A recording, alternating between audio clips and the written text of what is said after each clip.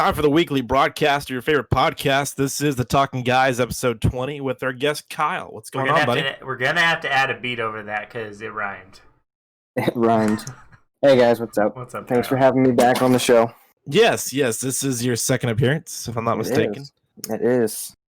Episode 3. So it's been, 17 weeks? 17 weeks. But who's counting? How many months is that? Really, somebody is. I wasn't counting, and that's, 17 weeks. Was it March? Sometime in March? It had to have been, like early March. Wow. That's crazy. Yeah. A lot has changed. Yeah, a lot has changed. Yeah, I see you grew your hair out. I did. Yeah. It looks nice. It's nice, real nice. Hey, it's good to see that you're still alive. There was a tropical storm.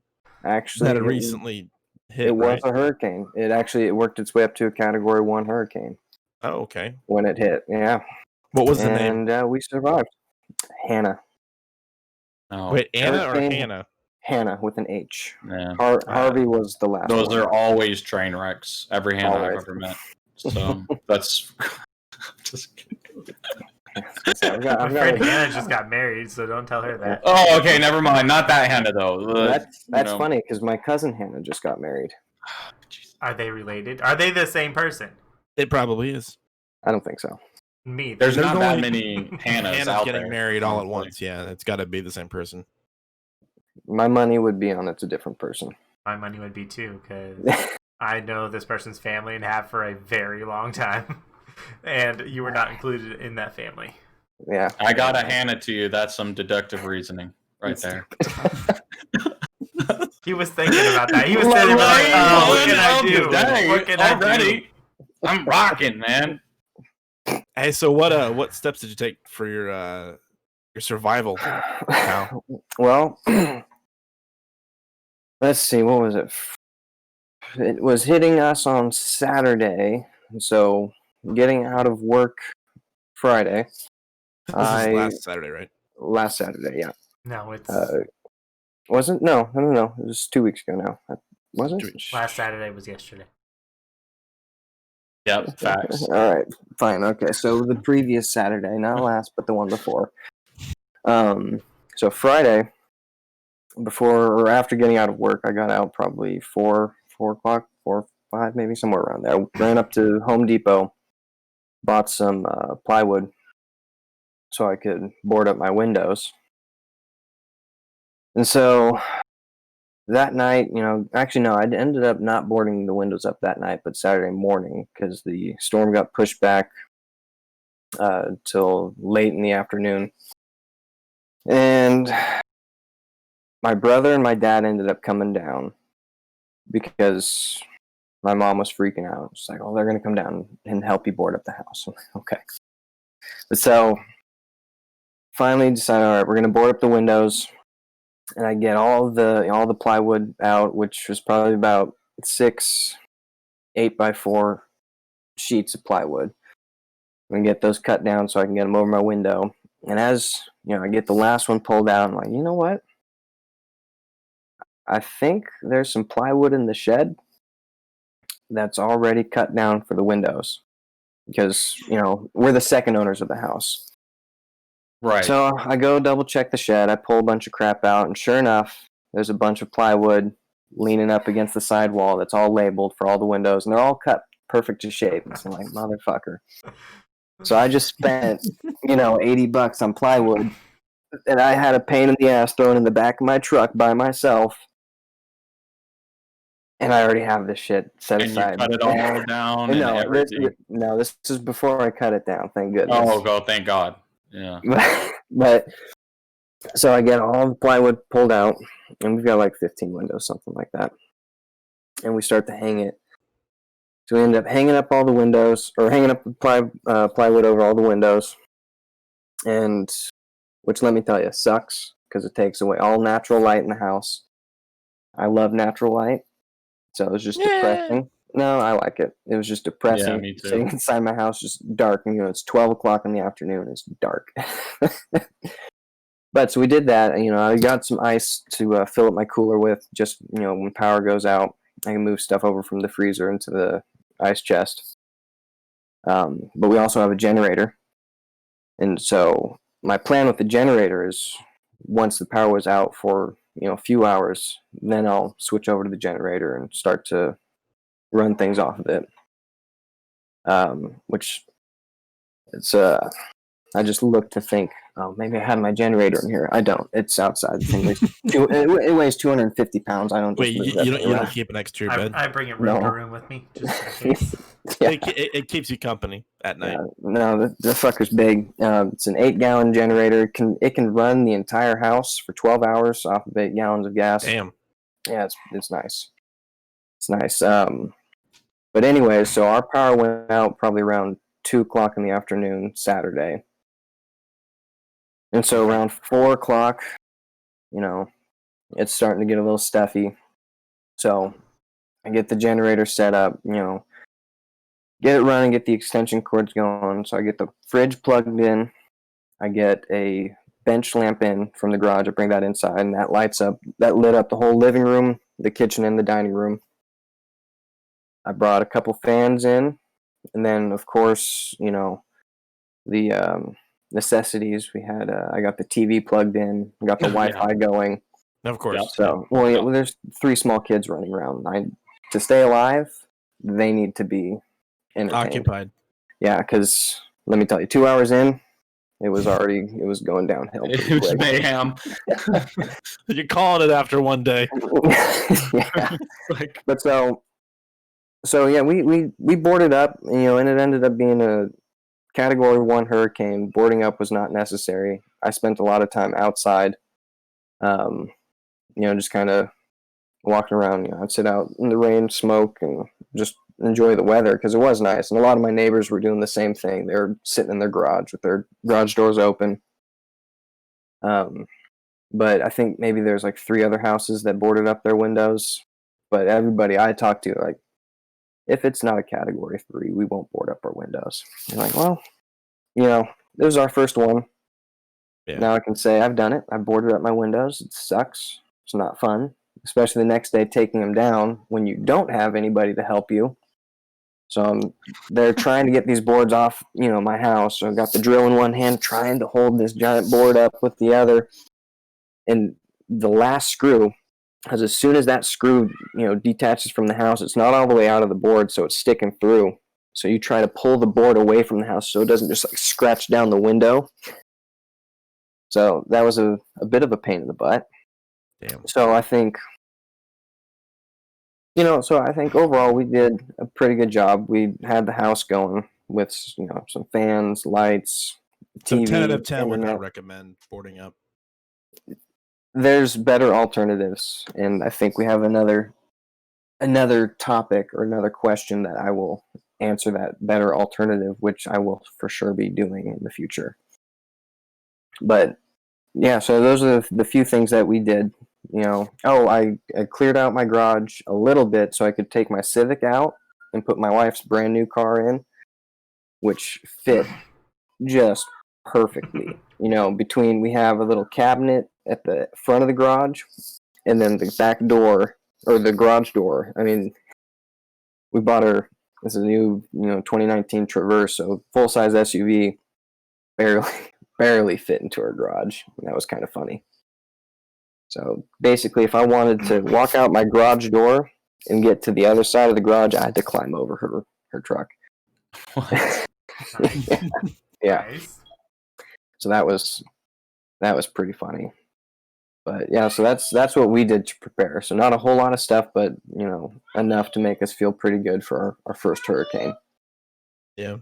Hey, so what would you have done differently, I guess, for future hurricanes? So for future, what I would do differently, one, if it's Category 1 or even 2, I'm not going to board up my windows. I'm not going to waste the time.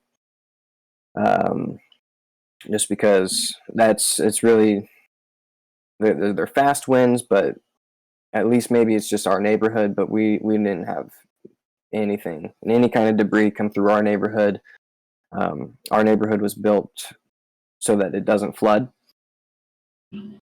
So I didn't have to worry about that. So sandbags are out of the question. And so next time around, if it's not a category 3 or higher, I'm not going to board up the windows. But what I will plan to do is actually get shutters. And a lot of people do basically these metal shutters. So instead of boards, you have basically this fixture over the window that when you want to use it, basically it unrolls and it's these metal shutters. And so it's basically, I think you just crank it and it'll crank down secure. So basically it's a metal board instead of a wooden board. So one, it's stronger. Two, since it's installed, it's a lot easier to apply because it's just a crank. So I'll do that. Are those installed outside or inside the house? Outside. Yeah, that makes sense. Yep. Yeah. Inside it would be kind of pointless, but inside, yeah. So deductive reasoning. Yes. So I will get some metal shutters installed probably sometime this year, maybe this season.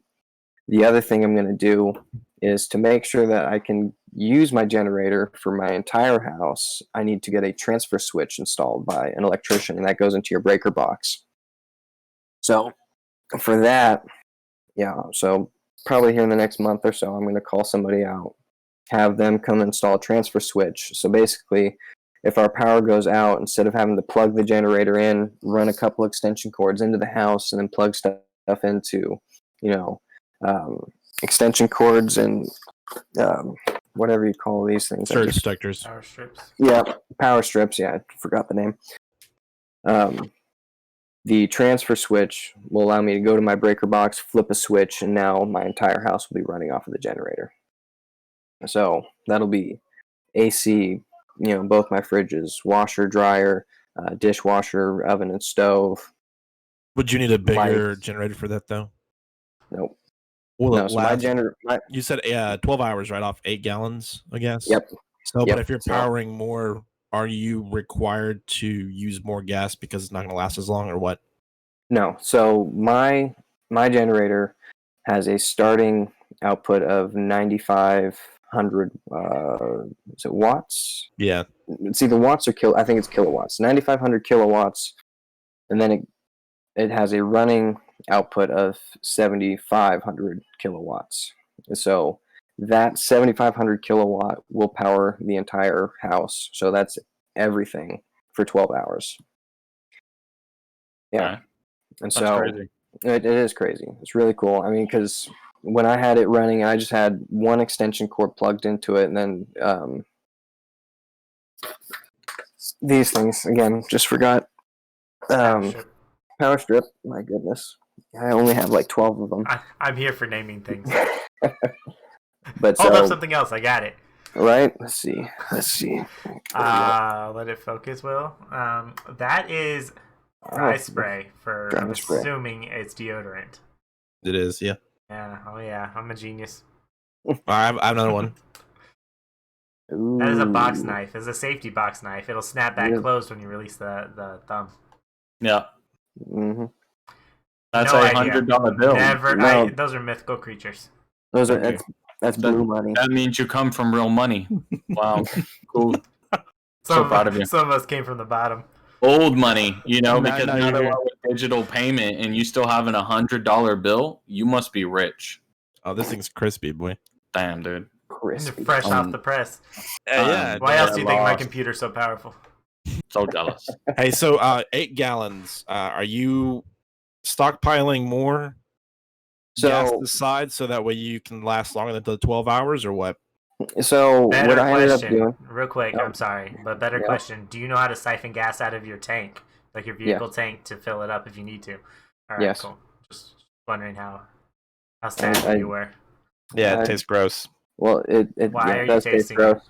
Well, because it gets into your mouth a little bit, depending on how you're doing it. So if you're going to be better at it. well, right, but I don't practice that every day, so I'm not an expert. I know how to do it. Do you? You're good at sucking things, Seth? Yeah, I constantly take gas from Patrick's car and putting it in mine. Dude, that makes so much sense. So if you're constantly doing it, you might as well just get the little hand pump just to make it easier. No, because you might not have a hand pump if you're out in the middle of nowhere, but you can find a tube. Right, but if you were doing it on a consistent basis, I'm doing it for practice. All right. So whenever I get in that situation, I can do it. Yeah, So you're speaking to a doomsday prepper here, you know? I mean... Oh, heavens.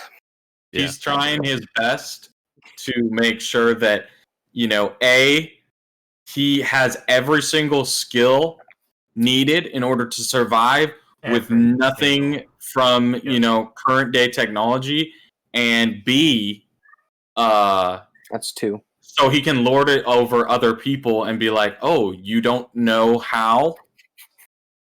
And then that's really his life he lives. Yep. That's me in a box. C is, you know, I can't believe. Don't you see what I'm doing? I can't believe you're not doing it. You know. So then the question D is all the above. Yeah, D, all the above. No, I think that's E. Yeah. What's D? Don't mess with Texas. There you go. God, Texas. Hey, you know, Kyle, those red canisters that you can buy to fill gas. How many gallons are those? Is it 1, 2? Oh, let's see. So I have 2 5-gallon gas cans, and then I've got 2 1-gallon gas cans. But one of those 1-gallon gas cans has oil mixed into it because that's for my weed eater and my leaf blower. Probably don't want to get that mixed up with the generator. No. Yeah, so your generator is a 4-cycle? Yes. Yeah, it's nice too. It's big. It's pain in the ass to move. Thankfully, it's on wheels, but still, because I had cars are also hard to move. They're on wheels. Well, yeah, especially when they're not in neutral. But even when they are in neutral, they're easier. They're easier when they're not. But well, let's see. Yeah, because whenever I put my generator away, so moving it just from my back patio, and I put it into my shed. My shed's probably a good 6-8 inches off the ground. So I had to get it up to the ledge and just pull it in and try not to fall backwards onto my shovel. You trying to tell me that Riley wasn't helping you? No, she wasn't. What's a firstborn daughter for, if not to help you do that kind of stuff, man? 250-pound things. Yeah, get in the way mostly. Don't let her excuse herself because of her size or something. That's just a cop out. Yeah, it's being lazy. We don't like lazy people. We want people that are dedicated to working hard. Oh, she is. She helped me put the boards away. That was once I got them off the house. So these giant boards that are 4 times her size and weigh as much as her, and she's trying to drag them across the grass. It was pretty funny. It was pretty funny. But she did it. She did it all the way from the side of the house all the way to the shed. Wow, it's impressive. Okay. Yeah. Hard work, dedication. And she didn't give herself splinters or anything? She dropped it on her leg once. Okay. Which scraped it a little bit, but then she just changed her grip and picked it right back up and finished the job. So. Okay. All right. Yeah. That's what we're talking about. It was good. Dedication. I'll give her a B+. B+. I'll give her an A. Only because she dropped the board on her foot, so that's a safety issue. We got it. But she went right back at it. So okay, I'll give her an A.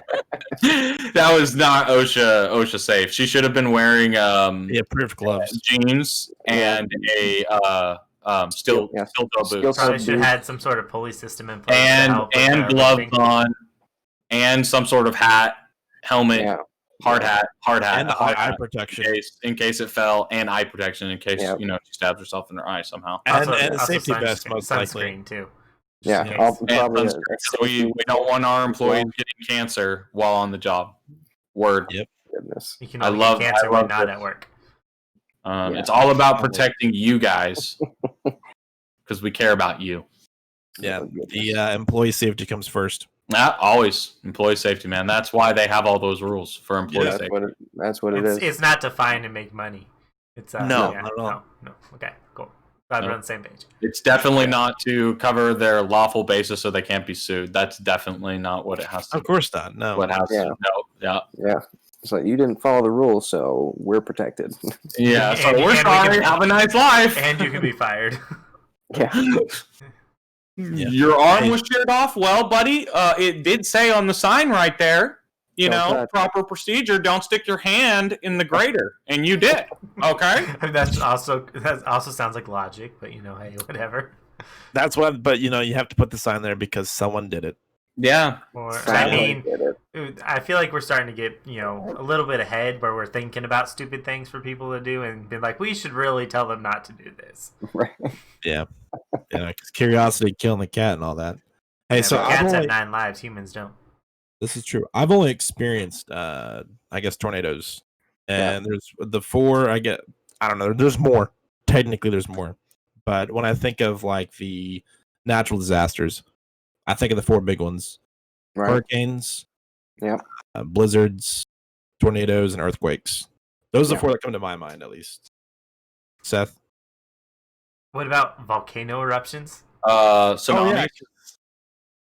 Yeah, but I mean, tsunamis could be considered a hurricane, right? No, completely different. What about a drought? No, tsunamis are. It's like I think those are brought on by. Usually, earthquake tremors, but in the ocean. So the seismic plates shift, and it makes such a big thing that it makes this massive wave that is extremely deadly. But it's not anything like a tsunami. I mean, it's not anything like a hurricane. Tsunamis and hurricanes are completely hurricane is a wet tornado. Yeah. Slightly turned on. All right, add tsunami to that list. Of the, I guess, the natural disaster. Did you name fires? Fires? Yeah, fires.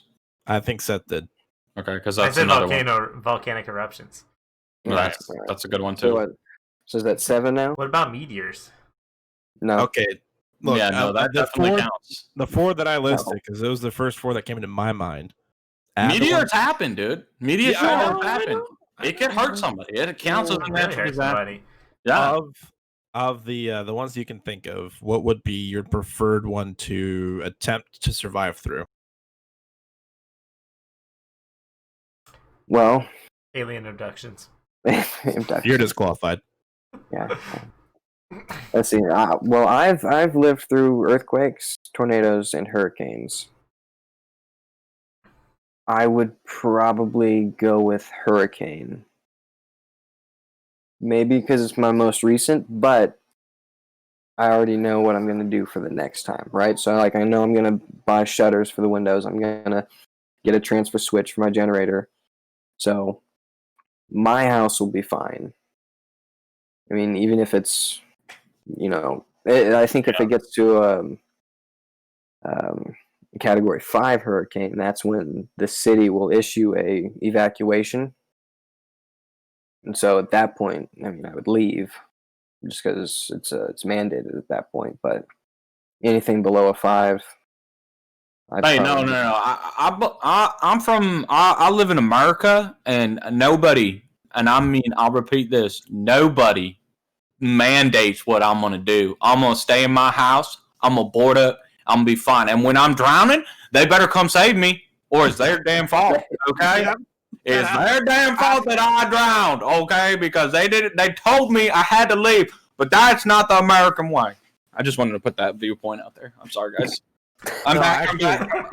I'm here. As jokingly as you say that happens way too often. It's incredibly frustrating to hear people complain that they weren't rescued in time, or they lost animals or loved ones because they weren't saved, and you were given warnings ahead of time to leave. Yeah. I mean, if you choose not to, it's your own fault. And I'm the type of person who I generally would choose not to leave.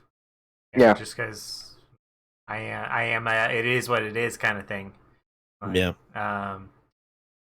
because I mean, I've been in this wonderful state, right down by the Gulf of Mexico for 4 years now, 4.5. Yeah, the left Italian boot. Yeah, and so I've been through quite a few hurricanes and tropical storms, and I just go about my life. It is what it is, kind of thing. The only thing I really choose to do differently is whenever finding a new place to live, I check to see flood zones, kind of thing. Yeah. I mean, that you have a place that's like on the higher end where the water is going to naturally go away. The drainage systems are right, et cetera, et cetera. Like where we live right now is actually really good. Like it has really. Yeah, it rained for 3 days straight this week or last week, whenever it was. But it rained for 3 days straight, nonstop. Which and there were places flooding. Not bad, but places flooding in our whole neighborhood. Great. It's just fine. Yeah. Hey, so I know I had asked if what I guess your preferred. So it's the preferred one we would go through. Well, actually, no. So when Kyle was answering that, I thought of another angle to the question. I know I said preferred, but would it be similar to what you think would be the easiest to survive through?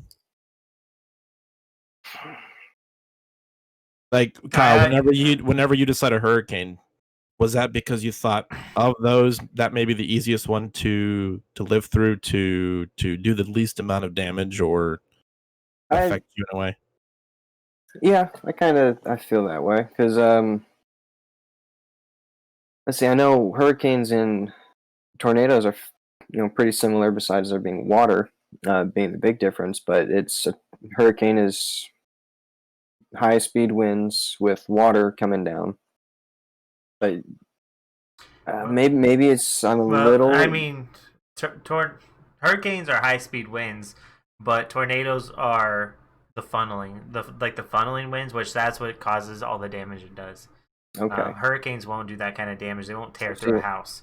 Yeah, they'll throw things around, and they might even like uproot trees if they're not like really strong rooted trees. But they're not gonna break your house. If you're inside, you should be okay. If you're not hanging out by a window. Yeah, see that's where I was coming from. I was going to say, and flooding. As long as you're in a place that doesn't. Well, flood. I think flooding should be considered a different thing because hurricanes generally move fast, and so they'll hit you hard and keep going in most cases. They can bring flooding with them, but flooding is something different. I'd say flooding can be its own thing, but then flooding can also be a factor with hurricanes. Because I know we experienced some flooding for Hurricane Hannah. Not in our neighborhood because our neighborhood was designed, good, sewer systems, good elevation. Whereas just on the other side of the island that we're on, very low and experiences a lot of flooding, which that side did experience not major flooding, but we did get, some standing water in places that it normally isn't. And a lot of our employees, again, they experience the same thing whenever it's real heavy rains, which is, that's what we got with Hurricane Hannah. So I think the flooding can apply to both, but it can also stand on its own. Oh yeah, I mean, because in 2016, the floods that hit Louisiana, from New Orleans all the way to Lafayette, there was no hurricane involved. It was just an insane amount of rain for a long time, and it just and being in Louisiana, it is like the ground is so saturated it doesn't get absorbed. Yeah, like it does, like in Texas, especially northern Texas. If it rains, it gets absorbed in the ground as soon as it stops, pretty much. Super fast. Here, it won't, and so if the drainage systems are getting filled, then the roads get clogged real quick because everything comes off the ground into the roads too. Yeah, but can it also be attributed to how much rain you get? I mean, if you don't get a lot of rain, wouldn't the ground absorb it quicker? And because you guys get rain more often than we get rain all the time. Plus we literally live on a swamp. Well, not so much in Baton Rouge, but no, I'm not even lying. When I lived in Lafayette, we were surrounded by swamp and all part, and the roads shifted because it is built on a swamp. Well, I mean, that's one of the reasons, with Katrina, is because New Orleans itself, the line that below sea level. Yeah. So when you have a massive hurricane like that, because Katrina was a very strong hurricane, when you have that go into a below sea level, it's like what happened with Houston. Harvey. The hurricane itself isn't even really the thing that destroys it. It's the aftermath because of the amount of flooding and everything that it does. I mean, Katrina, it wiped out an entire bottom part of the peninsula. People were flooded in for weeks. The water was everywhere. It wouldn't go anywhere because it's all swamp. So Yeah. It took forever for the water to leave. You know, people died from floods and the rapid currents of water, like going back into the ocean, and it's making all these crazy currents that like suck people under and they drown. And you know, that's the real danger, I feel like, with a hurricane or whatever, is if it's a powerful enough hurricane, it's like the floods and the water that it creates is the most dangerous part after the high wind factor. But here's my thing. Of all the natural disasters, I would still say I would prefer to go through a hurricane. And the reason why I say that is not because of, you know, whether it's dangerous or not, is because you have more time to plan. All other natural disasters, right? When you think about it, I think literally every single one we named, like even with fire has a natural tendency to be very chaotic and go whichever way it feels like going. And it can rapidly change directions at any moment. Tornadoes, you don't know if they're going to come or not. The majority of the time, they just drop down or they don't. And then they'll appear, they'll suck back up, they'll show up somewhere else. Sometimes when you have a really bad tornado, you might have 3 or 4 tornadoes go through in one night. You never know when you're going to be the one that gets hit by it. Yeah. So it's very hard to prepare. Tornadoes have, you know, low impact areas. Like, so like a hurricane will hit in like an entire city, and a tornado might only hit, you know, a street, but it does so much more damage and can easily take life. Yeah, and it can go in between 3 houses and just hit one, the other 2 be fine. Yeah. Right. So, but like, you know, like fires, like what happens in California, people get killed every year because of that, because you don't know, and then all of a sudden it changes directions, and there's no way to warn all the people that live in a certain area that, hey, all of a sudden this massive fire is going the opposite way it was going 2 minutes ago, and we can't control it and we can't stop it.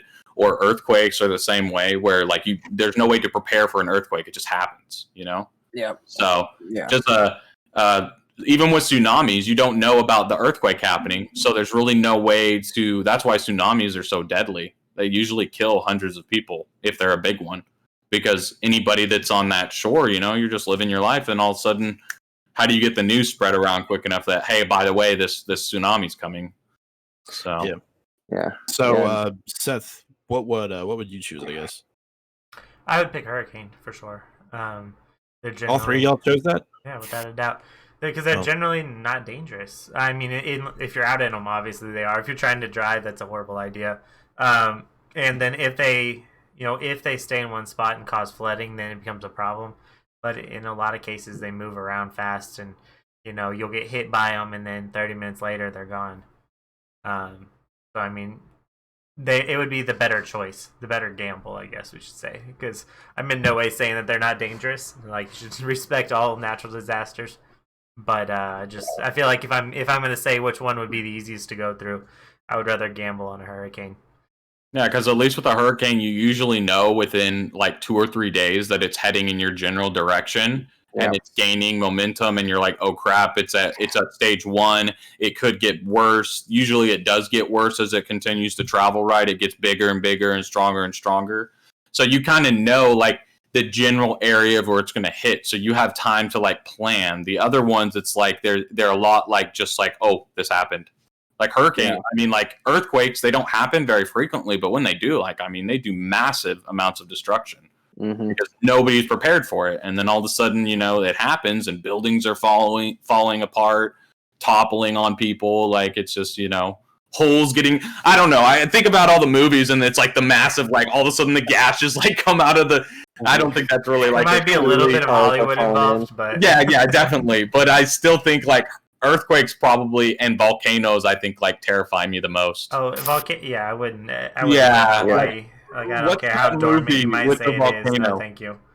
What's the movie with the volcano? I know which one you're talking about, but I can't think of his name. And the guy like goes there because there's like weird things, and he's like, "Dude, I think it might blow," and nobody wants to listen to him. And he's like, "Dude, I think like this couple's like in a hot spring." And then it turns into a super hot spring. Yeah. And it's like burning people. What is that called? Oh my god, that movie was like no. If you guys know, put it in the comments, please. Because I might need to watch it again. It's been a minute. I remember seeing it as a kid, and I was like, nah. I had vivid like dreams about it afterwards. Like, just could not get it out of my brain for like a day or two. Lava is not something I'd ever want to come in contact with. Yeah, and he's driving his Range Rover around.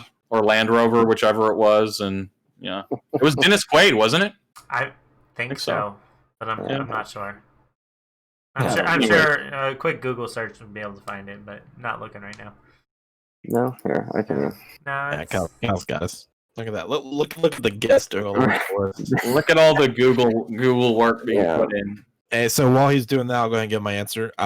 So I was thinking like Blizzard. Blizz. Why a Maybe. blizzard? Have you ever had Cold.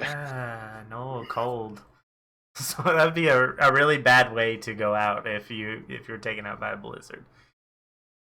Dante's Peak. Yep. Dante's Peak. That's Yep. it. Yep. I don't know. I feel like I mean, A have you ever seen real snow? I mean, that's a serious question. I mean, I know you've lived in Texas for at least a long time, right? yeah, I've been to Michigan. Like, so, but you've seen like a real snowstorm, or like just. I mean, I've seen like 4 foot, 5 foot of snow before. Yeah, I mean, But- so like I don't know. It's just it's fun, especially as a kid with snow, but it just I feel It's like a pain in the dying butt. of It's a pain frostbite in the butt. hypothermia would be miserable. I don't know. Yeah. The reason I say it is because obviously hurricanes and blizzards happen quite often. I think more. Well, maybe tornadoes do, but on the news it's always New York, parts Chicago. of Buffalo, Chicago has it. Yeah. blizzards happening. Up north.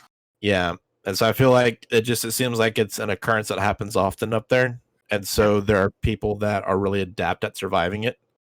And damage wise, I don't think it does as much damage as like a hurricane. It won't Or a really do tornado. damage, but it'll shut everything down for a while. Because like to try and get out Yeah. there and clear it out is I not think I that prefer that, fast. It's though. a pain in the butt, And man. so, It's but a ton of also labor. you got to think about if it knocks out your electricity and you're locked inside your house. If you stay inside your house, you're as safe as you are in like a hurricane.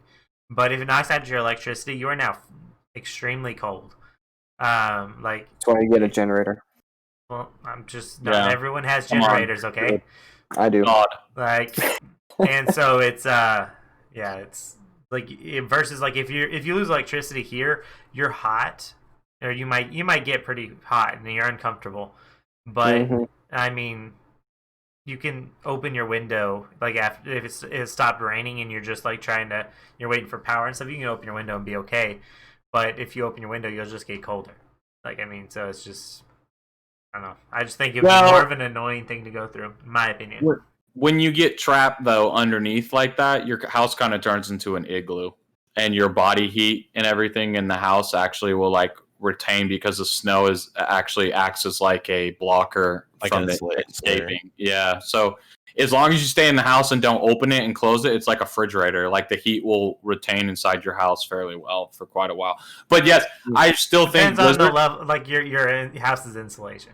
when you think about it though, I really think like blizzards probably in the past have been one of the most dangerous before modern technology and everything. Like blizzards are like brutal, and when you get trapped in your house I remember Little House on the Prairie and stuff, reading all those books of what they had to do to survive like these snow ends and stuff, and like it was crazy. Like, sometimes they would like literally have to go like 2 weeks without even being able to get out of their houses and stuff, and like just survive in there. And then afterwards you're trying to find food, but everything's like hidden. All the deer go into like hibernation. It's like you can't eat. Like he would go hunting for like hours, days without finding any food. Like, I don't know, that just sounds pretty intense. Besides the fact that you can die from like hypothermia. Frostbite was a real thing where your fingers would literally like fall off and you'd have to like cut them off and stuff so that you don't get gangrene and like die. Like this is some crazy stuff, dude. Yeah.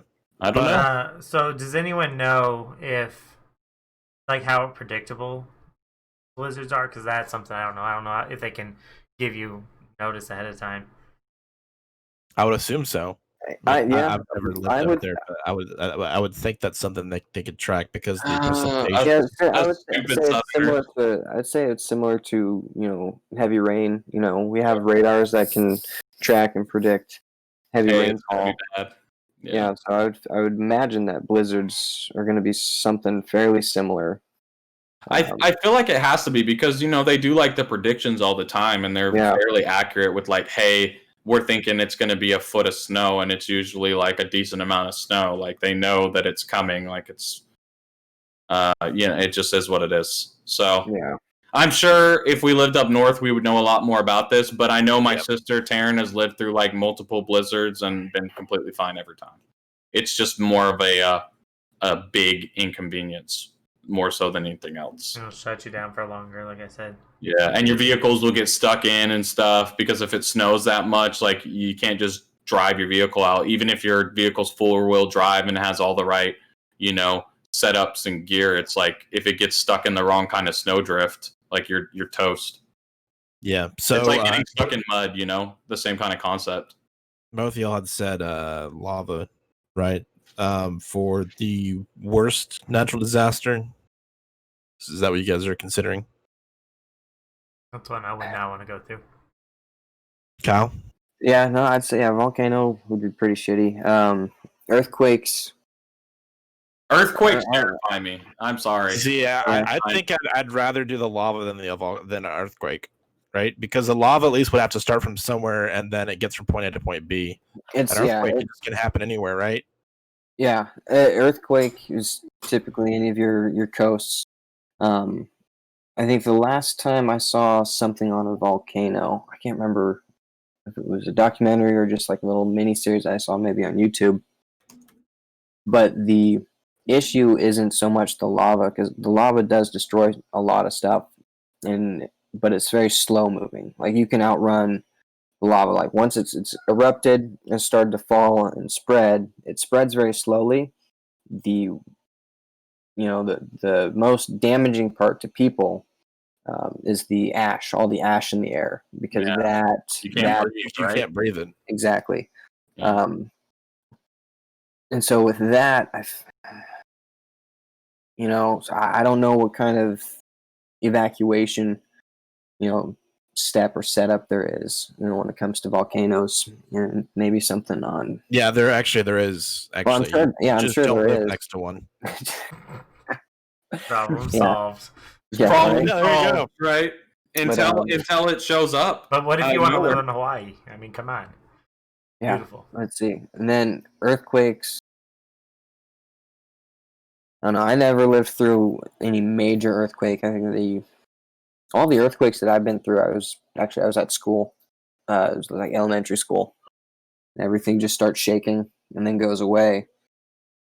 So they weren't major, but like Haiti though, awful. I mean, but that's a really intense. California's had some really terrible. California's had some bad ones.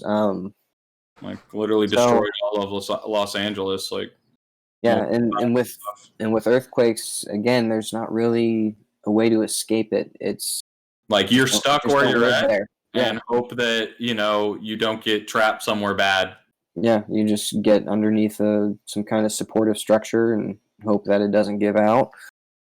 So I don't know. I guess I'd be torn between the two, just because volcanoes, I don't know what kind of evacuation plan there is, other than, hey, this dormant volcano is now live and it could be erupting in the next week or so you might want to hightail it out of here, or what. So yeah, I don't feel like I ever have to really work. I'm worried about earthquakes, other than, I mean, I've been in one, but it was super, super tiny, like a real earthquake. Right. Because they generally happen on the West Coast here in America. Yeah. And I hate the West Coast. I will never live there. So I don't foresee myself getting in that issue, like in there. But I might be in Hawaii, so I'm more worried about volcanoes. But so Kyle, I'm sure you've heard about the whole. I mean, I can't think of her name because that's just what I do. I don't remember names of people who I don't like. The person running Disney Star Wars. Have you heard about them wanting to get rid of her, or more than likely getting rid of her? Good. Yeah, I was gonna ask your opinion. So there's your opinion. That's my opinion. Yeah, God, she just drives me nuts. Yeah. I remember. I can't remember her name either. Whatever. Yeah. But I remember watching some interview with her, and I think it was Kathleen Kennedy. I just looked it up. Yep. Yeah, That's the name. I can't stand her. Didn't she take over after Disney acquired Star Wars? She's the Disney person in charge of Star Wars. Yeah, and she is the one who is Ruined responsible for this last trilogy that has ruined. Was great. Actually, the greatest trilogy of all time. What are you talking about, man? Mm-hmm. But no, see, I was watching. It was an interview. It was her, Mark Hamill. I can't remember what show they were on. But Mark Hamill, you could tell, you could just visibly see in his face how much he was just biting his tongue, and then she would and he ended up saying something a little snarky, right? And it, showing how much he disagrees with what was happening. And this lady, she just turns to him and just reaches over, grabs his shoulders, like, you don't really feel that, right? Wait, right? It's like, oh, piss off, lady. I mean, she's very controlling, and she just does not care about the original story, the original, fan base, and how, involved and connected they were. She doesn't care about that. Yeah, she's just trying to push some kind of prerogative. When she took over, she saw a chance to push her own initiative out on the world. Yeah. And she didn't even, I'm not going to say she, they, Disney, did not bother to do any research on, Star Wars at all. I would be surprised if, somebody on the head team that ran it said that they've ever seen or read a Star Wars book in their life. Seen any of the movies or read them, I would be surprised because they didn't show it in the way they wrote their stories. Well, I mean, wasn't that the whole issue though? Which I said from day one when I heard that Disney had bought the franchise and they said that all canon material was out the window and they could do whatever they wanted. As soon as I heard that, I was like, there's no way this is going to be as good as the original, because they've literally basically just said, we can make up whatever we want, and I get why they did it, because it was easier, right? They wanted to make the quick money, right? Mm-hmm. But to actually follow, and the craziest part about it, which is why I so vehemently disagree with everything that Disney has done, is that all of the things that they've tried to incorporate that are good, right? And being inclusive and creating all these strong, different lead characters that aren't the, archetype hero dude that's comes from nothing and becomes a super powerful person. I get trying to change that and make a different plot line. You could have done all of that while still following a story that was consistent with the Star Wars universe and how it actually was. You could have done everything you wanted to create these great, memorable characters that kids would grow up and love, that were just like Luke Skywalker, and it doesn't matter who they are, and you could have made all of that and still kept the universe. But because you're so lazy, you wanted to make a new story, and then when you made the new story, I watched the first movie. I've only seen the first movie. When I watched the first movie, and no joke, I stuck by my guns. I watched the first movie. When I saw the first movie, and The Force Awakens, for those interested. Yeah, and it was basically a redo of the final 6th episode or whatever, where, they blow up the Death Star, and it's but instead they blow up this new Death Star that's the same exact thing. No originality, no good plot to the whole story. I mean, it was all identical. These holes. Even the characters are the same. Just different names. The fact that Kylo Ren was supposed to be this extremely strong, powerful, badass, young Sith Lord coming into his own, and he was in control of much of the galaxy and extremely powerful, and then to be beat by this upstart that's never trained in the Force.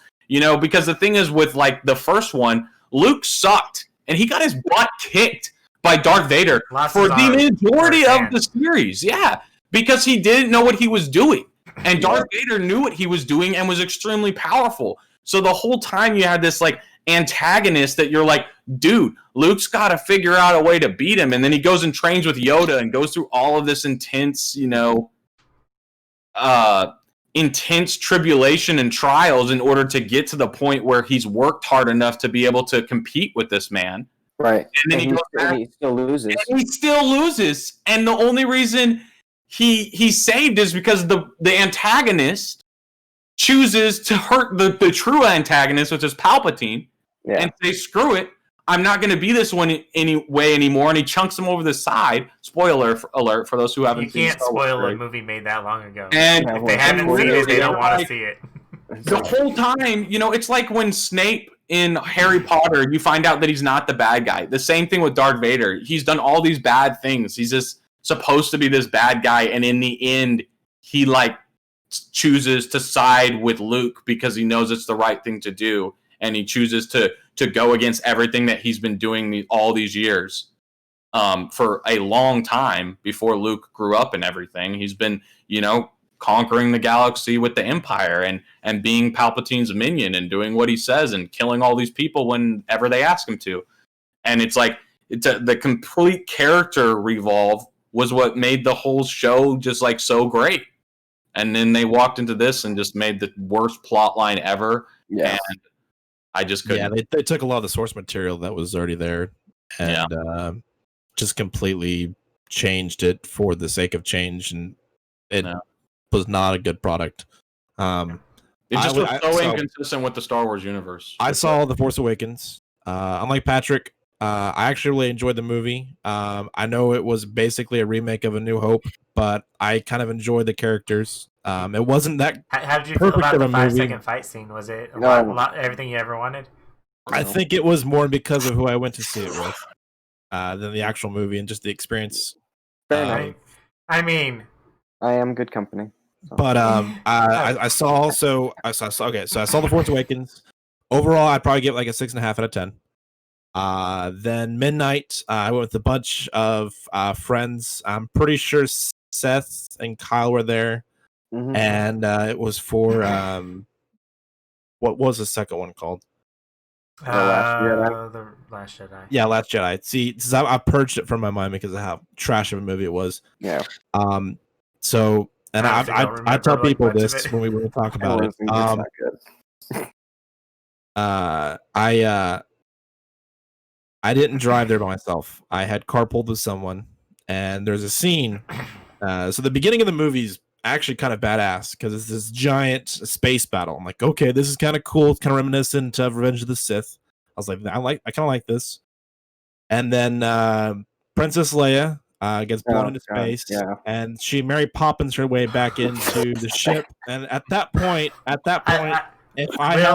did a very good job at forgetting that part existed. See, thank you. If I had not carpooled with somebody, I would have left at that moment. You should have just asked me. I would have left with you. We'd hop right in the car and go on. It was and then it just got worse and worse.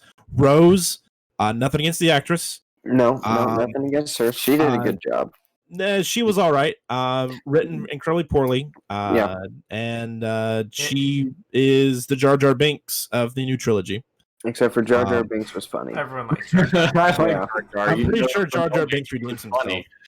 Yeah. I have yet to see the third one. I have no intention of seeing the third one. So I would say don't watch the third one. I'm gonna say that. Don't watch it. But find probably on YouTube. I'm sure you can find a clip of the fight scene where Rey and Ren are fighting together. That was actually really cool. It is not. I would like to say, as a huge Star Wars nerd who actually did the research, I could have helped Disney out. The way they passed the lightsaber, you've seen it, right, Kyle? Mm-hmm. Yeah. So the way they passed the lightsaber was super cool. Not possible. No, you can't pass things through the Force to a different location. That is not possible. But it's very cool. It's not a Force technique, but it was a really cool scene to watch, and I would recommend watching that, but don't watch the movie. Yeah. And then I was disappointed with. Also, her lightsaber was super cool when she built it. Yes, I agree with that. Insanely cool. She had a yellow blade. Disappointed with how Luke Skywalker dies. He force projections himself across a galaxy, and then just decides that I guess that was enough, and then he doesn't have any more. You want to hear me get mad again? Yeah. Power, energy. So- It's like he gives up. He gives up. Yeah. Why? Why was that? Why? Because of Kathleen. That's why. He wanted out of it as much as Han Solo did. Yeah. Yeah. Because I can guarantee they are not happy with the product. Both No, of them yeah, are no. not, because like they were part of a great epic series, and then they were convinced. I know, like, the convincing on Han Solo was hard, or Harrison Mhm. Yeah, Ford. getting Harrison Ford on board for things. It was hard to get him on, but he said, "You know what? Okay, fine, I'll do it." But I can guarantee that he did not. Like, he wishes he said no. His only stipulation was Han Solo needs to die, and that's how he agreed to do the movie. And I feel like with Hamilton, I think he agreed just because he had such high hopes, and I feel like he probably thought that he could change some of the direction and make it better than what they were, preaching to him. But it turned out He was wrong. He he wasn't was powerful he was enough. very, yeah, he was He got very defeated by the bigger bad guy. yeah, They really turned Luke Skywalker into a bitch. yeah. So the other thing that I said I was going to be angry about, him force projecting himself, which is a Mhm. thing you can do, Mhm. but you do not have a physical self, and he was like fighting. Like, Yeah. I'm just like, okay, What- whatever. Let's just so- make up the rules as we go, guys. Yeah, and what pissed me off about that was, so he force projected himself. Well, to he be- technically wasn't. Was he fighting? Hold on, Kyle. Was he actually fighting because he didn't? he made didn't come in blade to blade contact. contact and Yeah, blade to blocked blade contact. blaster bolts. Yep. Oh, okay. But then he didn't have any footprints. So he's I did physically notice that, but that's kind of Yeah. funny. so he's physically projecting himself, and they build this up too. But when this whole start of this little land speeder, going out to fight everything, they're all going over the sand and they're kicking up and making red trails throughout all the sand, right? The entire time. Well, it's salt, right? Salt, yeah, the red salt. But then when Luke shows up, you watch him walk, no footprints. Kylo Ren's walking, he's leaving footprints. But then all of a sudden they're fighting each other. So if he's physically there, then why the heck is he not leaving footprints? That's kind of funny that they Well, I thought the decided not to footprints give was him kind of like a footprints. giveaway. And Yeah, it was it's like- actually Yeah.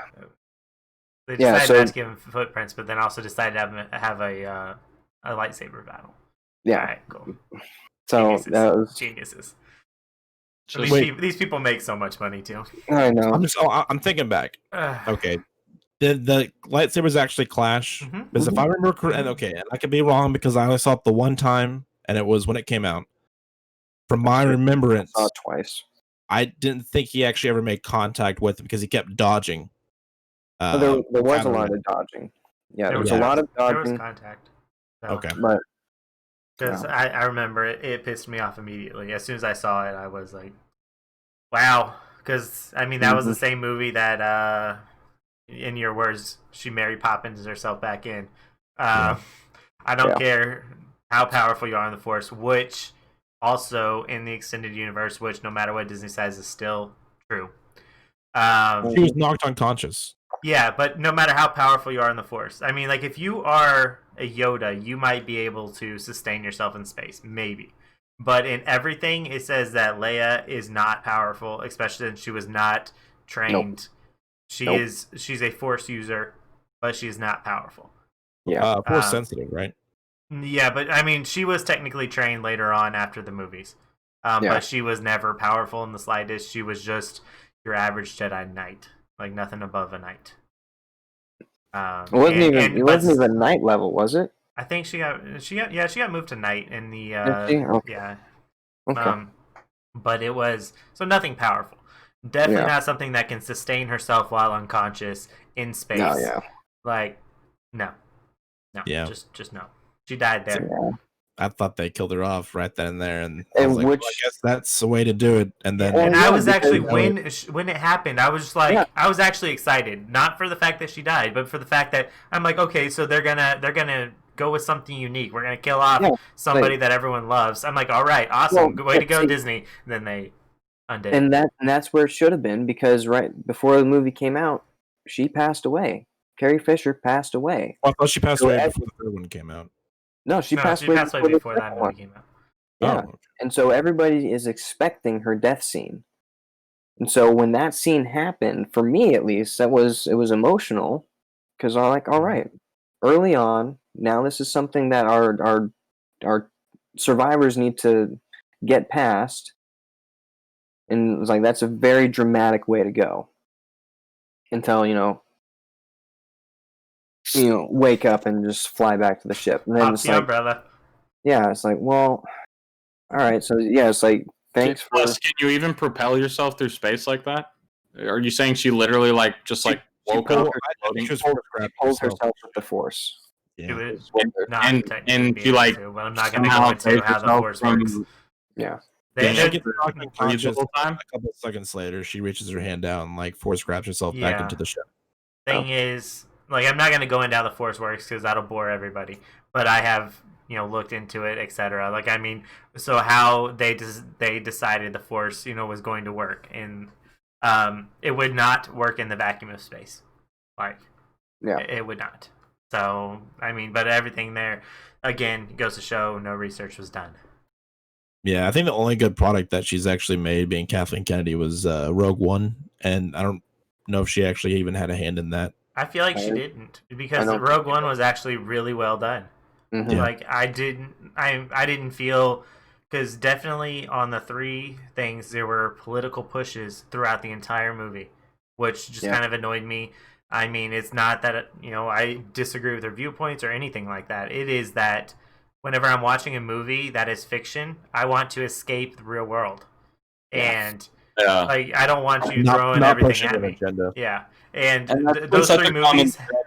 those three movies had it a ton, and then but Rogue One did not have that feel to it at all. So I honestly think that I don't know who handled it or who was over it, but that was a good movie. They did well. Yeah. It's like Game of Thrones. You might not like the end of it or whatever, but they had all sorts of stuff that was extremely screwed up and was not in any way like something that you would be like, oh yeah, that's totally cool that those people did it, But it was like, it's a story, okay? It's not real life. So it's like, I just can't stand, doesn't matter what the viewpoint is, when they try and subconsciously enter these viewpoints into things to push that agenda or whatever, and you're just like, can't you just make a good story that's touching and touches you on an emotional and invested, you get invested in watching the movie.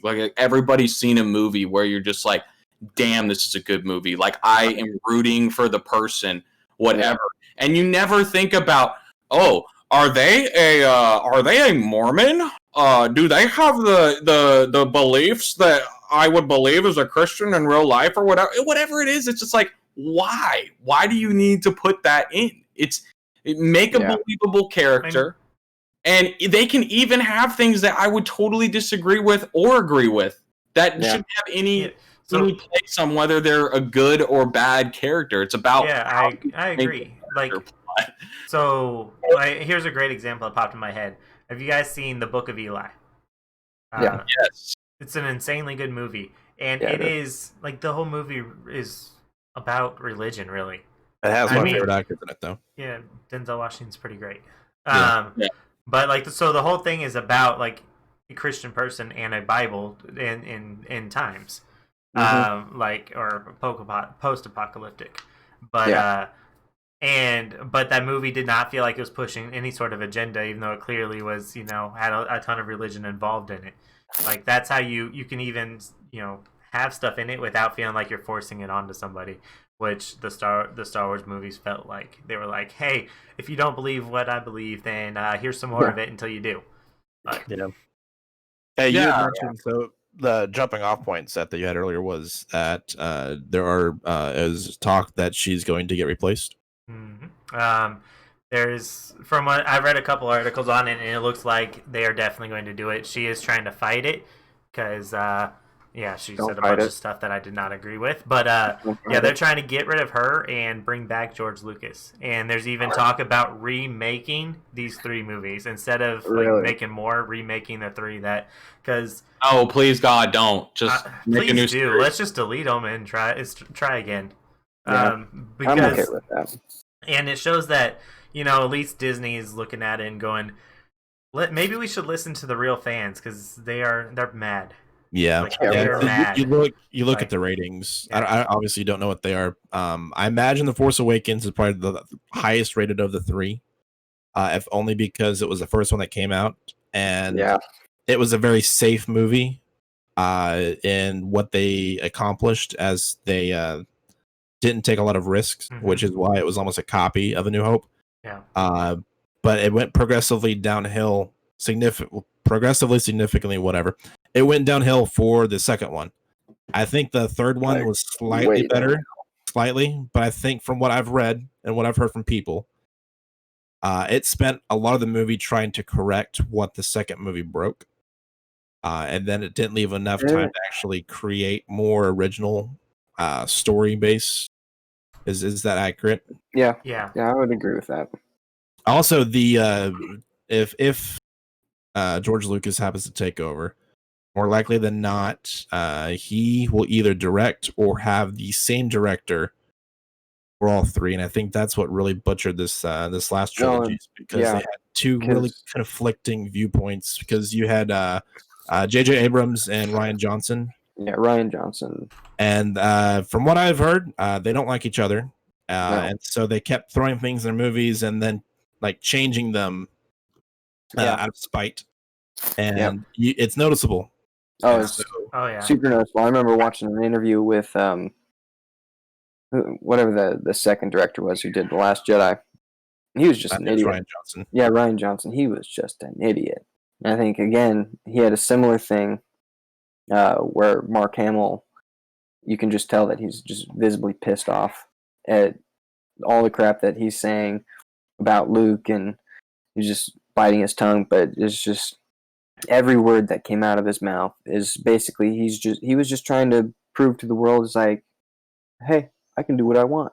Like, that was his attitude filming the movie. It was like, you guys, I just looked up the So did I. So on IMDb, it goes from like 7.9 for the first movie. The second movie drops to a 7, and the last one, The Rise of Skywalker, is a 6.6, which is still, I think, too friendly. Well, yeah, but a 6.6 for a $7.9. That first movie was not a 7.9. Get out of here, God. Yeah, but see, I'm trying to see what I'm looking at the cost of it. I think Disney's realized $275 million put into it, and they got a 6.6. Like, that is that's painful. That's awful. Yeah, I think Disney has realized that the movies were commercial failures, and that they're going to lose money and audience if they continue to keep her in charge of the Star Wars branch of Disney. Something needs to change. Yeah, they were talking about bringing Lucas back, so which would be an amazing thing for him, because he sold Lucas for, I don't remember how much, but an insane amount of money, and then he's still running it. Like, if this works, so he's still running it and getting paid off it, but he sold it, so it's just like a win-win. See, I want I know there's talk of having an Obi-Wan movie, and I think Ewan McGregor's on board. And he's at the age where now you can actually have a Obi-Wan movie with Ewan McGregor, and it bridges the gap between him and Sir Alec Guinness for the original A New Hope. But I want a Darth Vader movie right between 3 and 4. We saw a little bit of it at the end of Rogue One. So we will. But I want him being the guy that goes and he hunts to exterminate the remaining Jedi. I think that'd be kind of cool. Yeah. I mean, I don't know if that Obi-Wan movie is supposed to be in between A New Hope and Revenge of the Sith, because I do know that from what they said, Hayden Christensen will be in it as well, which he might play Darth Vader in the suit, maybe. Do we get more Clone Wars? Because I'm never going to turn that down, because Clone Wars is the coolest I love the Clone Wars timeline in Star Wars, I think. I mean, I love that movie too, even though whoever wrote it did not do a good job. Like when it came to like the lines and stuff, like they're just like what they make them say is just like interesting. Because it actually, I thought Hayden Christensen was a bad actor for the longest time, because I'm just like, what the hell? but I've seen him in other things, and he's actually good. Like it just was written poorly in that. Yeah. But I really enjoyed that movie, especially the fight, like the whole all the fight scenes, the Geonosian lightsaber battles against the droids. That was awesome. Yeah, it was awesome. All the choreography and the original or the prequels was fantastic. See, the script was written for like a teen drama, but the rest of it was not bad. To me, I feel like what I'm most interested in with the Star Wars universe is I want to see things like origins, like Sith, like where did the Sith come from? Like people that were great, strong Siths that in the past before all this became something, or even aftermath of everything that happened, what truly happened, follow timelines far past the 100 years past when Luke Skywalker is around and what happened then. Things that you can make an entire new story.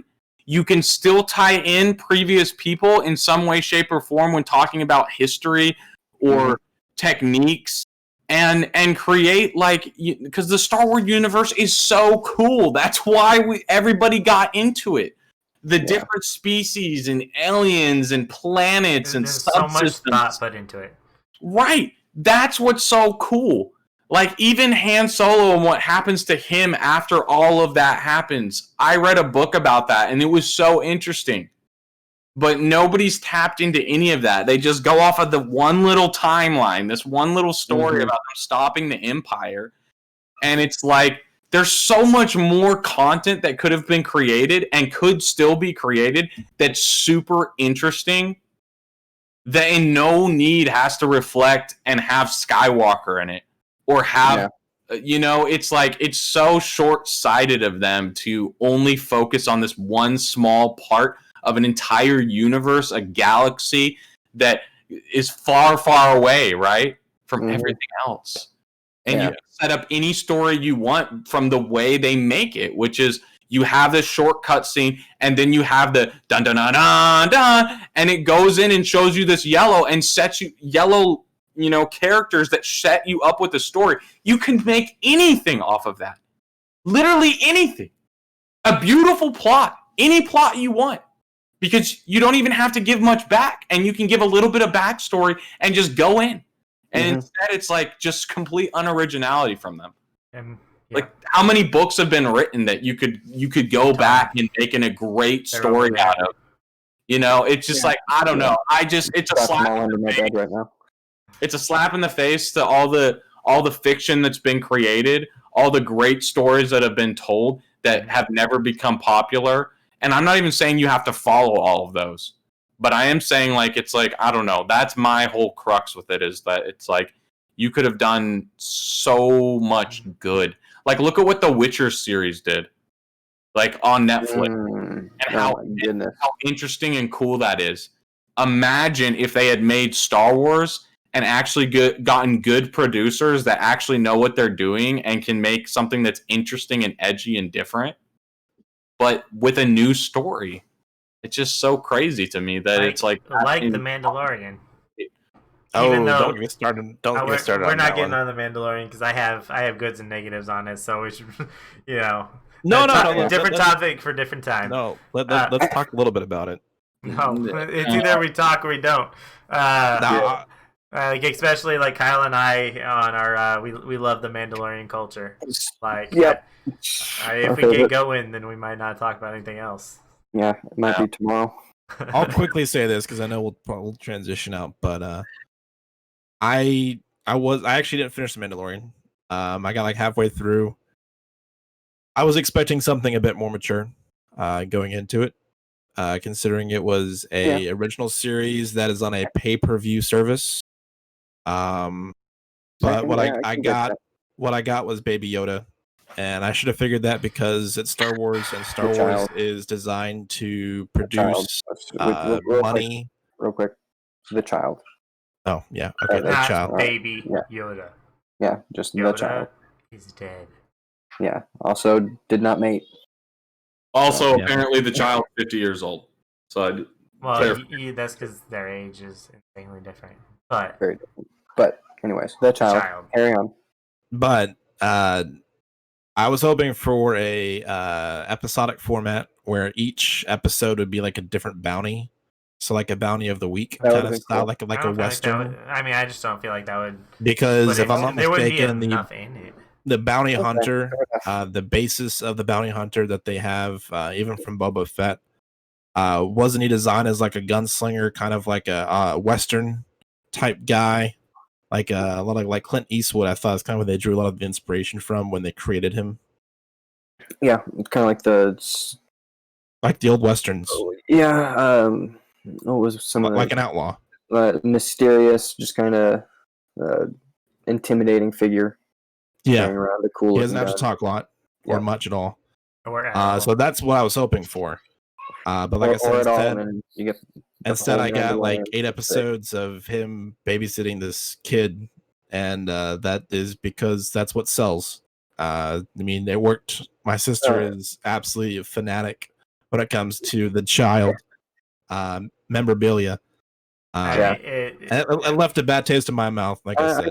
I wanted something, because Star Wars can do that, because I've read graphic novels, I've read comics where there is killing, there is blood, there is decapitation, limbs are removed. It can get gory. Star Wars can do that, and I was kind of hoping it would be a little more, like I said, a little more mature. But I definitely got that vibe. I know exactly where you're coming from. It kind of grows on you. The longer you watch the show, the more it grows on you. But the way they create the characters, it's hard. It's hard for you to relate to them at first. With the whole wearing the helmet thing. I just want to say he can remove his helmet and not get out of his his culture. The way that rule's a crock of shit. Yeah. Again, just something that Disney added that they didn't need to add, that just made it harder for them to connect you to a character. Yeah, but most likely they will do so. As much as I want a Darth Vader movie, as much as I want an Obi-Wan movie, a Boba Fett movie, or whatever, I think these solo characters should get a miniseries, and you leave the movies for actual like trilogies, like the blockbusters. Like you could not do The Force Awakens as a miniseries. That's a movie, but you can do. You could just not do The Force Awakens. I'm the style of it, because it is an episode. It's an episode number, a titled Star Wars. So like Rogue One at the time, I think that could have been produced and actually done as an original miniseries. Obviously, at the time, Disney Plus didn't exist, so they didn't have a format to stream it. But yeah, that's what I want. I want more miniseries based on the Star Wars characters, and then you leave the titled or the numbered episodes to the theatrical releases. It's like, okay, is this just mind blowing or what? But hear me out. Why can't? Okay, Star Wars. Let me tell you why. No, Star Wars is exactly like Marvel or DC universes. Why can't you make one-offs of characters that are interesting and then get people invested in them? You can, and I honestly think I know Disney will. Disney, they want is money, so they will. Yeah. And that was one thing I was happy about when Disney took over, is they would do that, because Lucas was not like they were good. They're good. They're like, we'll keep selling the rights to authors and whatever, but we're not going to make anything else. No, I mean they were fine with where they were at. Yeah. Disney is never fine where they're at until so they'll keep making stuff. And so I think, we just haven't given them enough time. Plus, with all of this, not being able to record going on, like they will. I guarantee they will give us an Obi-Wan series. They will give us a Revan series or movie. That'd be dope. And then they will probably keep going from there. Like, they'll find different characters. They'll do it. You think they'll ever give us a Revan one? Because nobody knows. I think they'll give us Revan for sure. I hope they do. The internet has made it. I really want a Captain Revan one. That one sounds pretty cool. Captain Revan, I love that. That's real nice. That's gonna really hit well. It'll be like Captain America, but Captain Revan. I love it. Yeah. But instead of like blue, white, and red, can we do like white, black, and red or something? You know, a little bit spicier. Yeah. And instead of like a vibranium shield, he has like, you know, a lightsaber that spans out into like an umbrella, and he can just like block everything with. I think this would be super. Hail Hydra. Can we get on this? Patrick, right? Why are you writing this stuff down? I don't know, man. I basically this is gold. And then like he can jump off buildings and like pop his umbrella, his lightsaber umbrella, and just like float around. I mean, it would be sick, dude. I would watch that. God, man, where are they?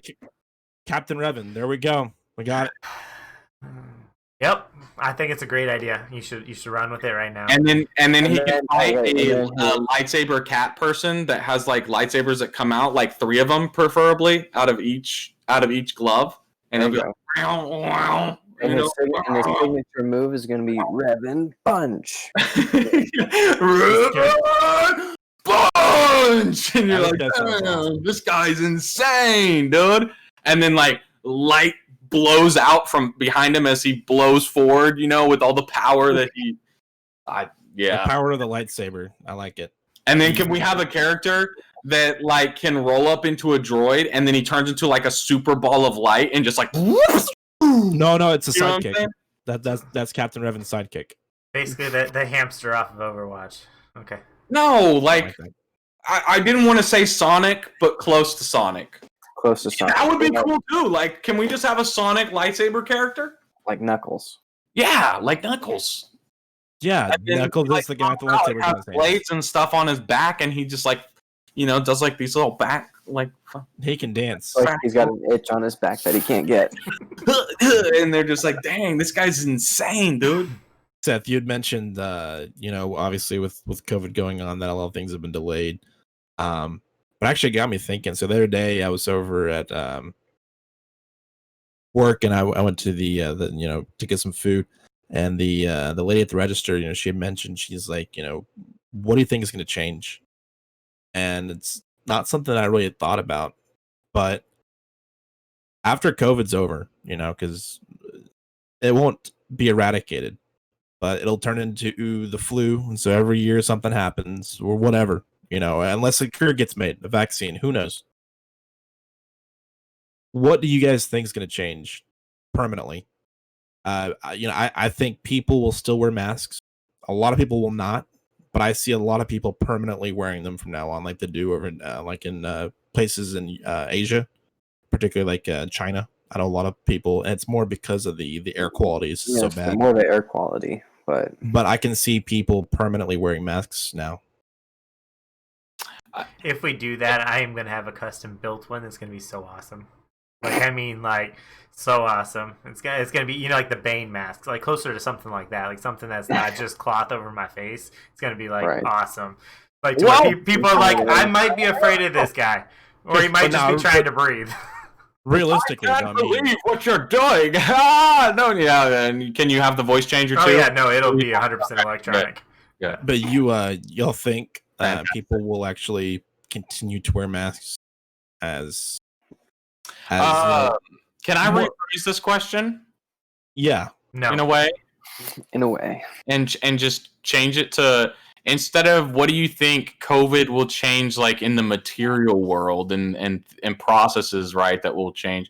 How do you think it's going to change people and the way they see the world, interact with the world, etc.? Like, I think it's pretty interesting, all the pressures and stress that this has created on everybody.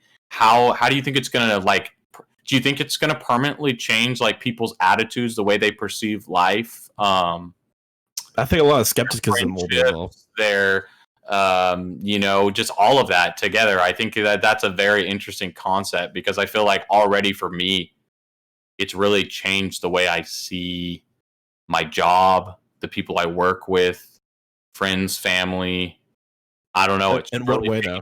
It's really changed my perspective on people, I think. I'll play a devil's advocate here before we get to Kyle or Seth. But you said it's changed, I guess, your perspective. What in what ways? Like, what do you think differently about people now than you did before?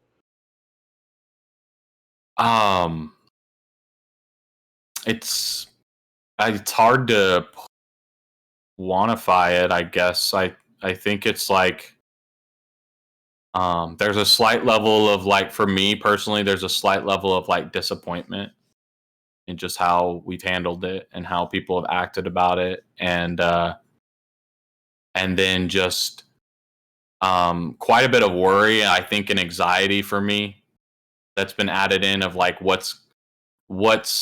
how's the world going to be able to handle this, like post, like what is it going to do for like, because I'm like somebody who's very, I don't know, I like to think about life in a like, I'm not saying that there isn't fallacies with the way I look at life, but just like logical, deductive, what I can take from things. I'm a very big thinker. I think too much, right? In just general, just everything I've ever done in life, I've always been a big thinker. It's why I do really good with things that I put a lot of time into, because I think so much about every like trying, like, you know, that's why I'm good at a video game or whatever, because I put a lot of thought into like why I'm doing what I'm doing, why the opponent's doing what they're doing, why I'm moving around this area in this way, because I put a lot of thought into it. So for me, it's like I just think of like all the things that even economically, socially, just on a political level, everything. It's just very interesting to see how people have reacted. And then not to mention, this isn't even about a COVID thing. It's just more of a like how, I don't know, like bombastic, like, and Bombastic. yeah, like how the vitriol I've heard from people just like this year, just about everything. It's just like I feel like there's been a lot of negativity just about all sorts of topics, and I don't want to get into anything specific because we don't really talk about that kind of stuff on our podcast usually. Just in general, we kind of like try and like stay on more like fun topics, but I think it's just, for me, it's like just like drastically shifted my perspective on just how have people reacted, and I'm just kind of, I guess for me, I'm kind of just like fed up with people. I'm fed up with people. I'm sick of stuff that's been happening at work. I'm just like, I feel drained. Like, when I come home, I'm like, man, I need a break, but I can't really find anything. I feel like I can't get a break. So I just feel like constantly overwhelmed, and it's kind of made me in this weird place that I don't even know how to describe past that. I don't know. So, that's me.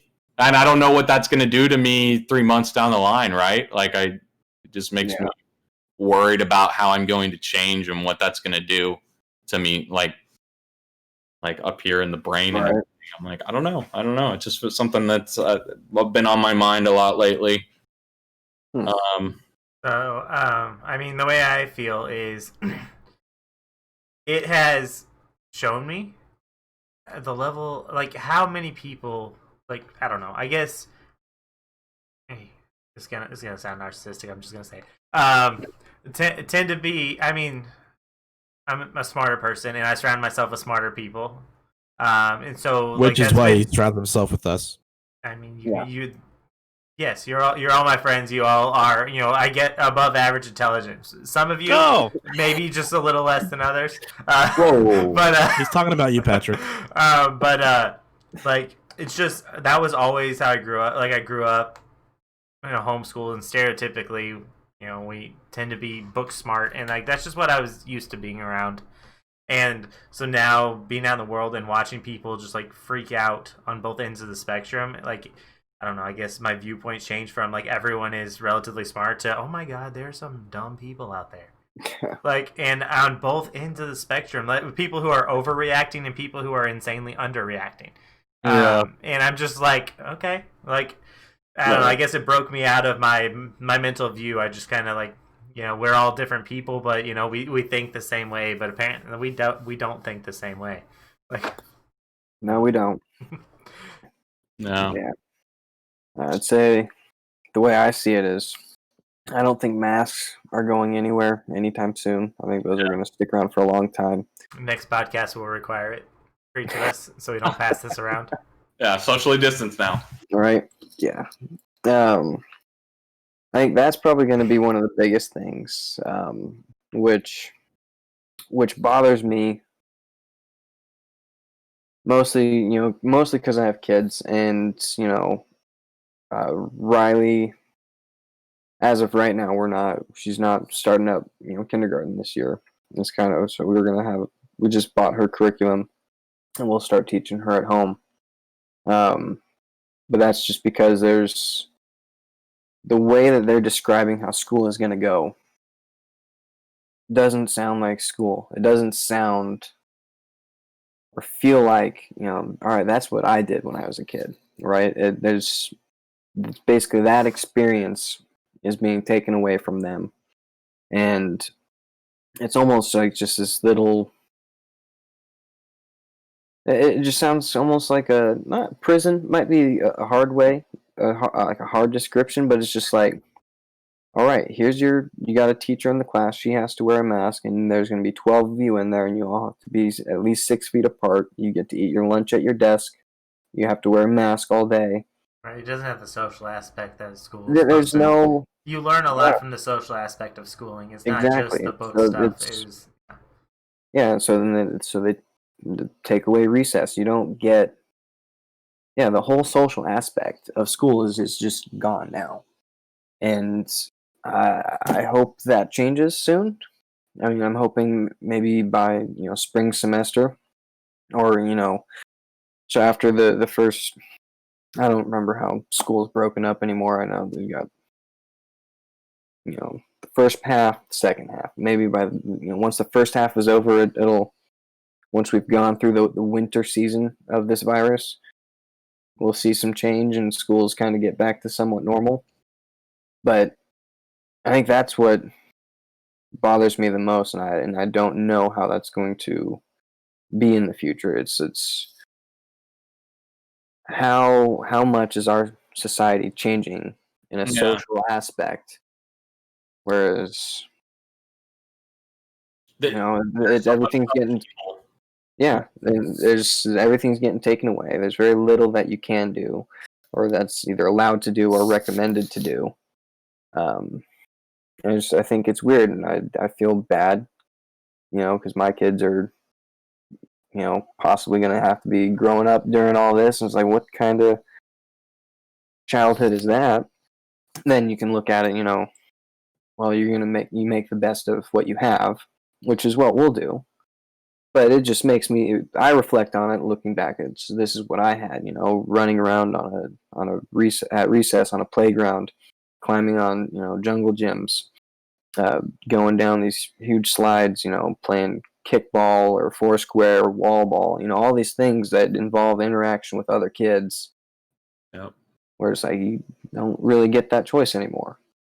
Yeah, I guess. Yeah, and if you allow your kids to do that, it's like, oh well, other parents are going to get mad at you and be like, your kids were risking my children's lives, and right? Yeah, all the implications behind this now. It's just it's weird. It's a weird time. Not particularly a fan of it.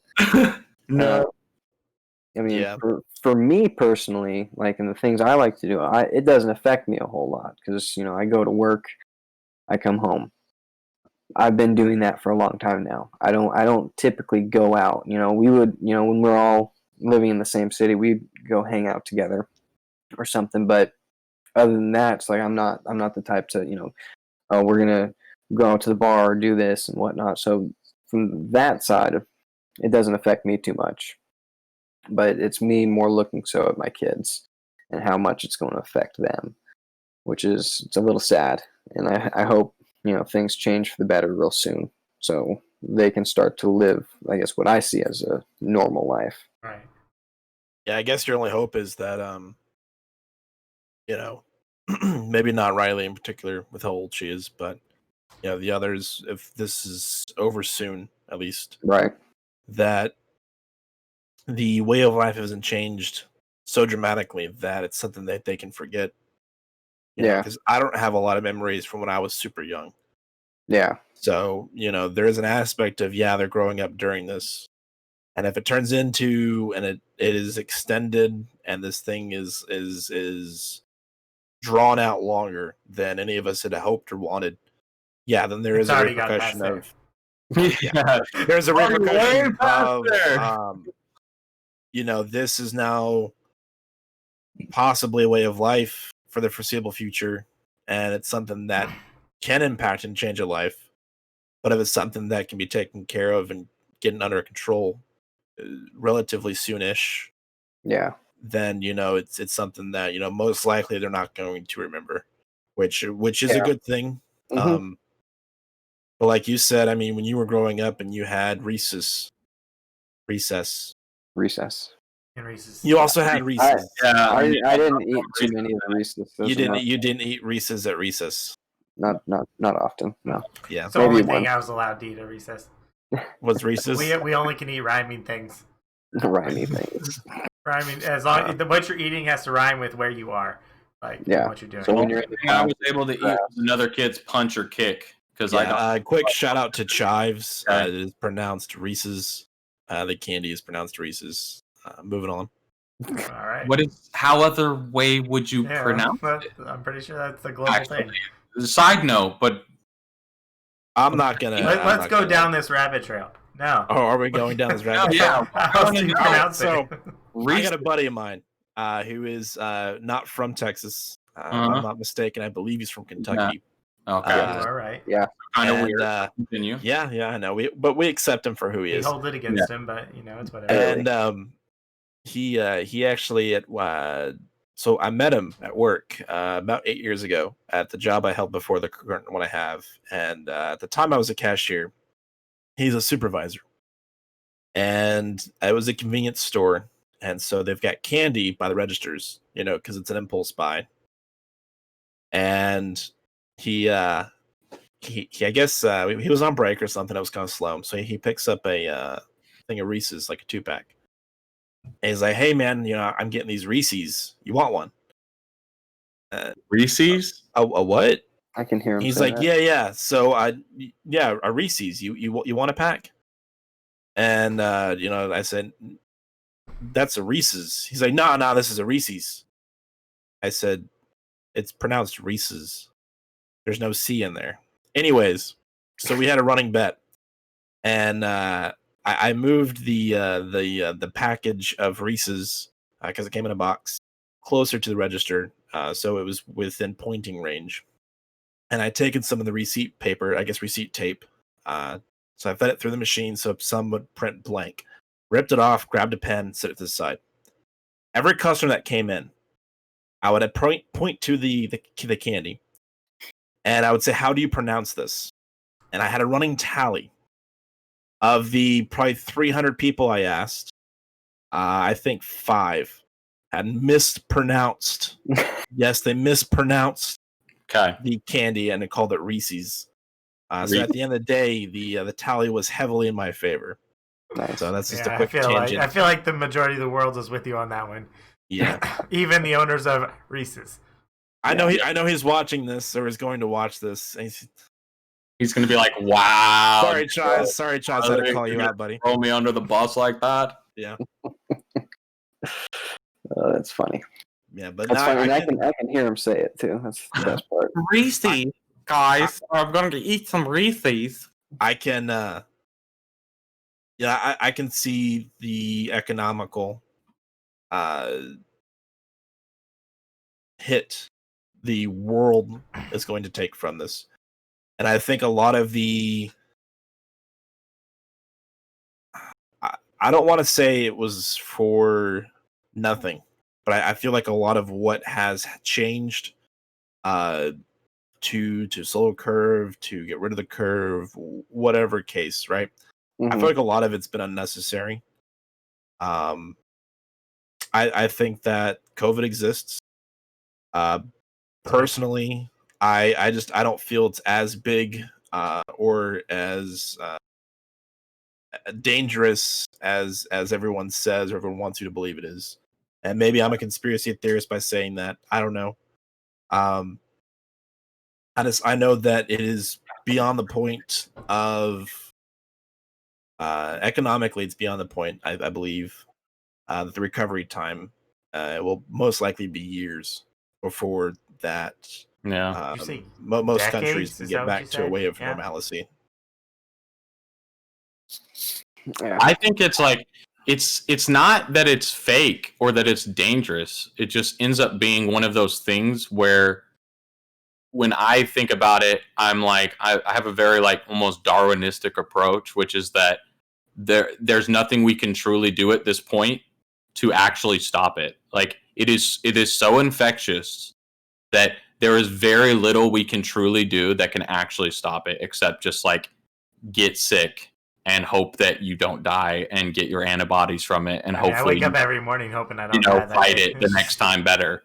Like I just like logically, it's like, can you shut the whole world down for an entire year and still like feed everybody and not like have like all these jobs that get lost and people that I don't know. I mean, you can already see the ramifications of it. It's like it's just the world's kind of like not falling apart, but there is some major like dire issues that we're going to have in the coming months and years that aren't just going to be fixed like, oh yeah, we're just going back to normal. Even if like tomorrow it's just like, oh yeah, everything's going back to normal.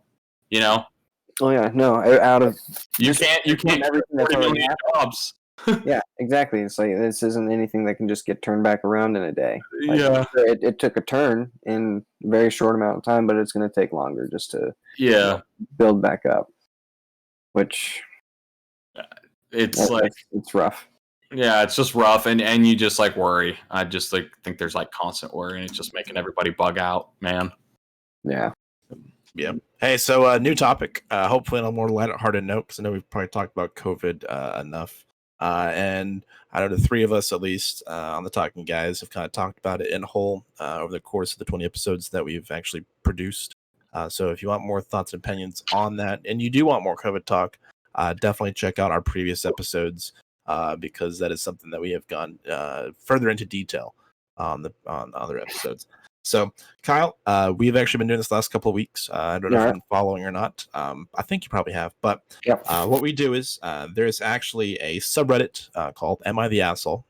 Basically boils down to a person. They post a question on Reddit. Typically,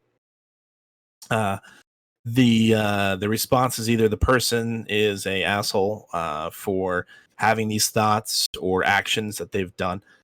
And then sometimes they are not the asshole. Anyways, I found a couple that were interesting. So this first one is, am I the asshole for switching to regular milk to prove my lactose intolerant roommate keeps stealing from me? So he says, me and two other guys share an apartment together, and we split all the bills. Oh, man. The only thing... Epic. I'm a fan. Yeah, so me and two other guys share an apartment together, and we split all the bills. The only thing we don't split costs on is groceries. Everyone's in charge of buying their own food. We don't touch whatever doesn't belong to us in the fridge. That's what they We say. put our names on everything so no one gets mixed up. This issue has been going on for almost a year now, and I'm getting sick of it. One of my roommates, who I'll call R, keeps stealing my food. I get home from work, and containers of my leftovers are sometimes missing. They have my name written on it. Or my stuff is finished too quickly. My gallon of milk, for example. I buy almond milk because I like the taste, but it seems to finish after a week, even though I've only drank it once or twice. I confronted him about this plenty of times, and it's caused a lot of arguments between us. He outright denies it and tells me I'm crazy, even though it's so obvious. My other roommate and I carpool together because we both work the same early morning shifts around the same area, so I know it's not him. It's always after we get back home, and R's already left for work, that I notice my food's gone. My roommate also has a similar problem, but not as often as I do. I'm guessing because R doesn't like what he buys. The funny thing is, R buys a lot of for himself and is even more stingy about his food. He will literally point out what's his when he comes back from grocery shopping and tell us not to touch it. Last week, my milk was nearly empty again, and I got fed up. I went to the liquor store and bought some regular dairy milk. I drank, they sell milk at the liquor stores? Apparently so. I guess, okay. Cool. I drank what was left of my almond milk Yeah, and refilled maybe the as a gallon. mixer. Yeah, I guess. And yeah, I guess that would make sense. They'd probably maybe carry that in orange juice. Maybe like So it's White Russian made with milk. Yeah. Is it? I think it's cream. Actually, no, I think it is cream. So Today I learned. So it says, Right. last week my milk was nearly empty again. He got fed up, went to liquor store and bought regular dairy milk. I drank what was left of my almond milk and refilled the gallon with the one I bought. This was to catch and prove that R is the one stealing since he's lactose intolerant. The next day, which was Saturday, we get back from work and R is pissed. He yelled at me that he was stuck in the bathroom for 40 minutes of diarrhea because of my milk.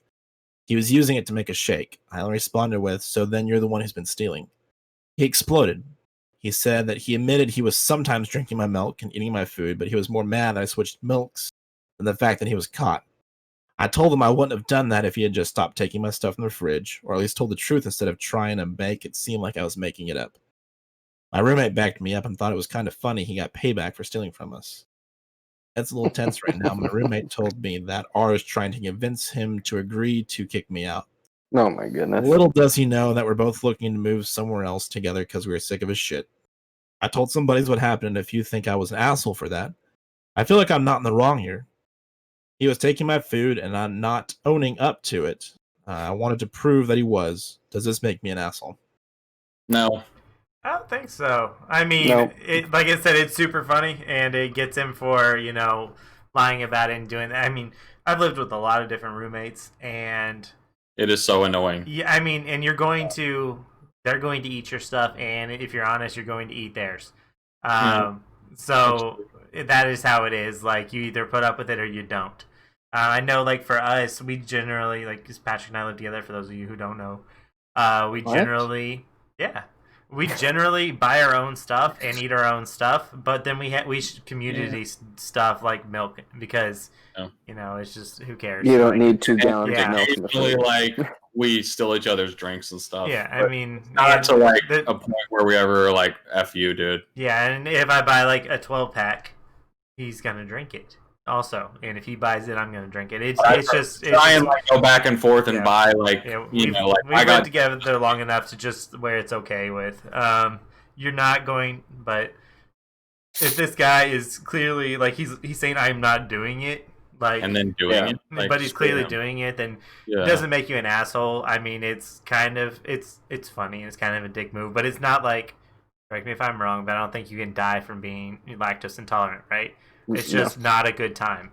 Yeah. Yeah, you get like massive it's not. diarrhea. It's not like something that does not contain peanuts, and you put peanuts in it, and someone's allergic to Right. peanuts.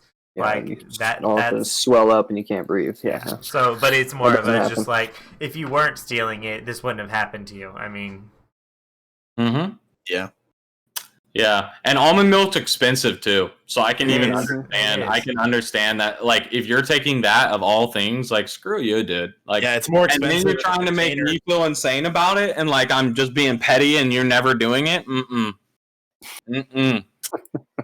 I'm totally down with what this guy did, and I honestly think like that's true. That's a true justice right there. vigilante justice. Because- It's a good thing. He's gonna learn a lesson, and the cat's out of the bag now. There's no way for him to take it back. Now they know for a fact. So next time it happens, it's like, dude, you took my food. Like, Yeah, give me some money or whatever. But like, you can't keep doing this. I'm sick of it. You're not lying to me again. There's no way you're getting away with this. Because really, like, what that is he's gaslighting him, right? Which is like technically illegal to do. Where, people have gotten in a lot of trouble for doing this, like, to spouses and stuff, where like they literally make people go insane by like changing stuff and then pretending like everything's normal and that, oh, I didn't do this, and like people can like literally question their sanity. So I think it's pretty dangerous for you to just like continually like pretend like, oh no, I'm not doing it. I'm not doing it. Oh, no. I'm not cutting your hair in the middle of the night. Yeah. Right. And it's like, yes, you are. My hair is Swear, short. I had hair here when I went to bed. And it's like, am I daydreaming, like, and doing it myself? Like, am I sleepwalking, doing it myself? Like, what's going on, dude? Like, people would literally lose their minds. Yeah. Just real quick, I know Pat, you had mentioned that almond milk is more expensive. It also comes in a smaller container. Right. Well, he said Yeah, it was really a good. gallon of almond milk. So, Oh, okay. who knows where he lives? And they might have it in gallons because he also It's said possible. Most places I go to, it's a smaller, like half-gallon size. yeah, because whenever he said the liquor store, I feel like he's more talking about a convenience store, like just a small corner store. Like, I mean, so And yeah, in some I feel like it's states- probably, maybe in Europe or something where they call things differently and sell That's things possible. differently. Even like up in Washington, like Target sells liquor. So, Well, here in Louisiana, Target sells right. liquor. Yeah, But- so it's like some places. But you also and don't then, call it a liquor store. It's Right. just a store that sells liquor. But yeah, so it's probably like a little convenient or corner store. Makes sense. Well, I think we. I know we're wrapping up soon, but I think we got time for one more. If you guys want. Yeah, Sure. one more's Do it. good. Make it a All good right. one. So hopefully end this on a positive note. Am I the asshole for telling a social worker the real reason my sister wants a foster kid? No. See? I mean, I'm gonna say no right off the context, bat. please. She says I'm a 28-year-old female. I guess that's obvious. And I have a sister who's 36. How Obviously. is For the that sake of obvious? story, I'll just call her Jane. Jane is married to Bob, and they have 2 kids, a boy and a girl. My niece and nephew are wonderful kids, and they're no trouble at all. They fight as siblings do, but nothing big. I love them. Now, for about 2 years, I did live with my sister, and it was a miserable time that really affected our relationship. She saw me as free labor, money, and babysitting. Even when I managed to get a small part-time job, she demanded I hand over nearly half of my pay or get out. It was hell as she took completely advantage of me. I moved out as soon as I could, and we have a little contact outside of family gatherings. Now, after I moved out, she started complaining how she has no help with the kids and never gets a break. I babysit sometimes, but I have made it clear just because I'm off work doesn't mean I want an 8-hour day with my niece and nephew. Anyway, she started talking about how she wanted to foster a kid. Not a kid, but a teenager. I pressed her for more info on this. She wants to adopt a teenager so she has a live-in babysitter for her kids. This is her logic. I want a kid around 16 or 17, someone who may have been in the system for a while. They can share a room with your nephew. She only has a 3-bedroom house, or sleep in the garage. They can help me with the housework, chores, cook, and help me with my business. She bakes and sells cookies. Also, babysit the kids so me and Bob can go out sometimes or have some alone time. They'll be so grateful for a home and won't complain. I won't have to pay them at all. And then when they turn 18, I can just sign up for another foster kid. A teenager will be so much easier than a little kid. They will be grateful just to have a roof, food, and siblings if they have been separated from their real ones and clothes. I was horrified. I told her that was a horrible idea. She didn't listen to me. She went on with it anyways.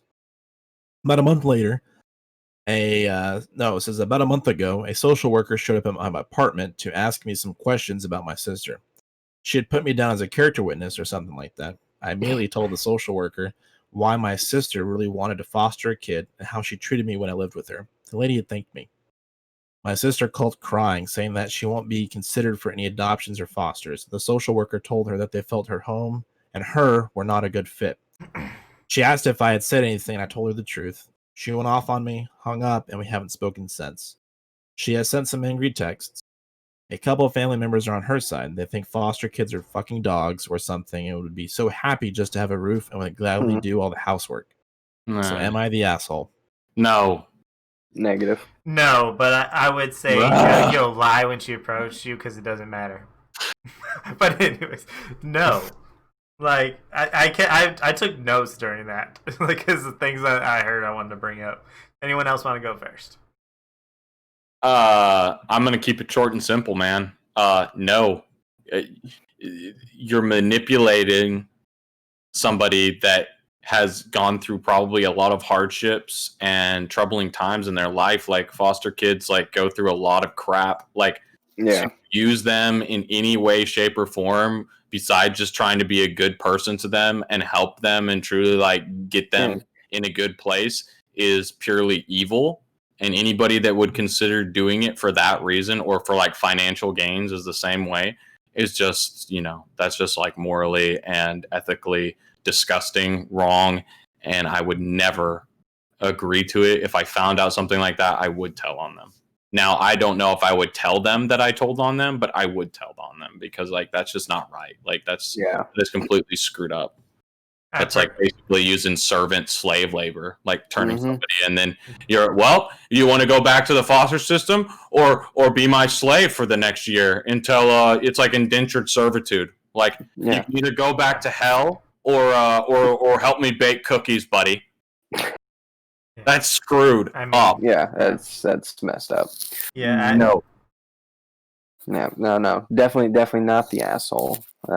Because that her sister just wants to take advantage, and that's in my book always wrong. Yeah, and I would say it takes some balls to say when they ask you, "Did you say anything?" And it takes some balls to like, "Yeah, asshole, I did say something. You're a piece of shit." You know that. That's. Like Patrick, I don't know if I would say, I said something, but I would definitely say something because that's, especially if she's already confessed to all this. Like, oh, this is such a great idea. I was like, no, it's not. Did you hear a word that you said? That just sounded like you're an evil stepmom who just tries to take over everything, control everything. So it's I mean, human garbage. Yeah, I completely agree. Thinking about it, like I personally would probably like if someone in my family, we'll go with a same situation like a sister, I would like to think I would cut off contact. I'd be like, you know what, goodbye. Like blood. I'm the type of person who I don't believe you have to forgive blood. Like just because you're related does not mean. Like, if they are a shit person and they're treating people right, like, separate yourself like you would someone who's not related to you. It doesn't matter. I agree. But so I would like to think I'd just cut them off. So maybe I would tell them that, hey, I told them because of this. Now delete my number. Don't contact me anymore. But I don't know. Good point. I would say, like, it's definitely, it's almost the definition of indentured servitude. Like you know, we'll take you in, and for this amount of time, and you do everything that I need you to do. I'll even put you in the garage, and then we'll and then 2 years later or whatever. Like so, when you turn 18, I'm kicking you out into the world. Good luck, and I'm getting somebody else. Like. It just sounds like slave labor. Yeah. Mm-hmm. And but I also would say like that is just even from the other side of it, like the foster system, you never know what they've been through, what they're going through now. I mean, there's plenty of stories from like the foster system that are based on like they are into drugs, like because they've had a hard life. They've been, I mean, they might have lived on the street. You don't know. And so you're then bringing them into your house and leaving them with your kids is your goal. Like that just that doesn't seem like a good idea. Like because you don't know what kind of kid you're getting. Right. If you're gonna foster a kid, you need to go into it with the right intentions. I want to help this young person and provide them with a stability, with a home, a role the family model. life. Yeah. I want to help them. Somebody that will be there and help them and listen to them past even when they stop living with you. Yeah, you're signing up for a life. They're like your kid. Like you were saying, I'm going to take this person in and treat them right and do what I can for them. And even when I'm not supposed to be responsible, as long as they're willing to keep the relationship, I'm going to keep being there for them. Because that's what's doing right by them and like helping them. Like it's not saying that you have to like be in every part and aspect of their life, but if they need you, like you're gonna be a parent and say, "Hey, I got you. I'll try and help you. I'll talk through problems with you. I'll try and like do what I can. I can't guarantee I can help you in every situation, but I'm gonna try." You got to have a calling of like caring for people. If you don't want to care for somebody and take care of them and genuinely like want the best for them, you should not be doing anything related to adopting any foster care where they might be there only temporarily, whatever. Like, you have the completely wrong mindset, and it's sad because there's probably a lot of people that do it that way, and like, that's what they want out of it. So, I mean, I have one more thing I want to add to it is, like, if I don't like the person who wrote this either. So I'm not calling her an asshole. So she wins that trophy. I don't like her. I was leaning towards, she was an asshole until I heard how evil of a person her sister was. So because she just started off with the whole, like, I can't believe, like, I was living. So she said I was living with her with no job, and I can't believe that she was wanting me to, do stuff around the house. Like, you're living without a job and clearly not paying rent because you don't have a job. And you're upset because she wants you to watch her kids so her and her husband can go out, or probably asking you to help with the dishes and the house cleaning, like, I mean, just basic stuff around the house. Right. And you were upset because I'm just like, you are, you fall under entitled. Like, just because your family doesn't mean you owe them that. Like, I mean, I'd definitely say, if any of my siblings ran into hard times and they needed to come live with me, I'd be like, come on. But also, I expect you to help around the house, like, with basic stuff. I'm like, if you can't afford it, I'm not going to charge you rent. But, if you help cook and clean and all that good stuff, that's just kind of part of it. Yeah, I agree with that. Yeah, unless you agree on a stipulation or whatever, and, like, that's what you say, it's like, if you're staying with anybody and it's not, like, made clear what the intention is and what you're supposed to do, you should try and do your best. I mean, to help them out with what you can. Nobody's perfect, but she definitely sounds a little bit like, and not only that, but she said an entire year, right? Like, that's a long time to live with somebody. Like, it's not even like, oh, I'm here for 2 weeks or something. Like, right. Okay, probably going to have a different standard if you're there for a very short amount of period of time. I might not even ask you to do anything. Yeah, I think at a year it's no longer considered staying. A year? Like, dude, you're like living with them. My plate's feeding you. Yeah, I think, if it's like a month, maybe 2, where you're just kind of like in and out, that's just staying with for a minute. If you get on past that, you're starting to move towards, this is where you currently reside. So. Yeah, and now you're like a dependent, so you should act like a dependent. You like, are a grown child, where I am paying for all your stuff in this situation. So, from 13 to 8, I mowed my dad's lawn, everything. Okay, because I lived in this household, and it was one of my chores, and I cleaned the bathroom every other week. And I have also mowed. We vacuumed we vacuumed the freaking carpet. I had all these chores I did, and I did it with some sort of complaint once in a while. Well, you were a kid, so. Because I was a little brat sometimes. But, and I didn't like mowing the lawn because it was a lot of lawn to mow. And, hey, I still did it. And that was just what I did. I wouldn't have not done it. But I definitely, there you go. Because I went through my little, like, teenage, like, I'm not going to fall. Yeah. Well, I think it's going to go ahead and I think it's going to be it for us here at the Talking Guys.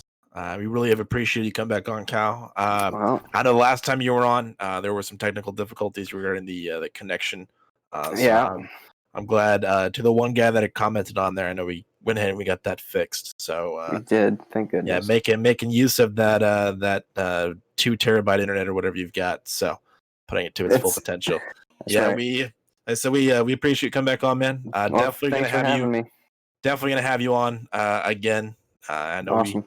Over here at the Talking Guys. I really enjoy conversating with you. You're a guy that we want to have back. So thanks again for stopping by and spending the afternoon with us, Cal. There are the social media links down below. Go ahead and check us out at Facebook, Twitter, Instagram, Reddit, MySpace. I think we have a MySpace now, so you can go ahead and check us out at MySpace. Nice. Oh, wow. The background song. Yeah, Mike and click the bell because again, Pat likes when you click that bell. It makes him feel happy. I like it when you like, click, and subscribe. Yeah, so that's gonna be it. We'll see you guys next week. Talking Guys, episode 20. All right, peace. Later. Bye, guys.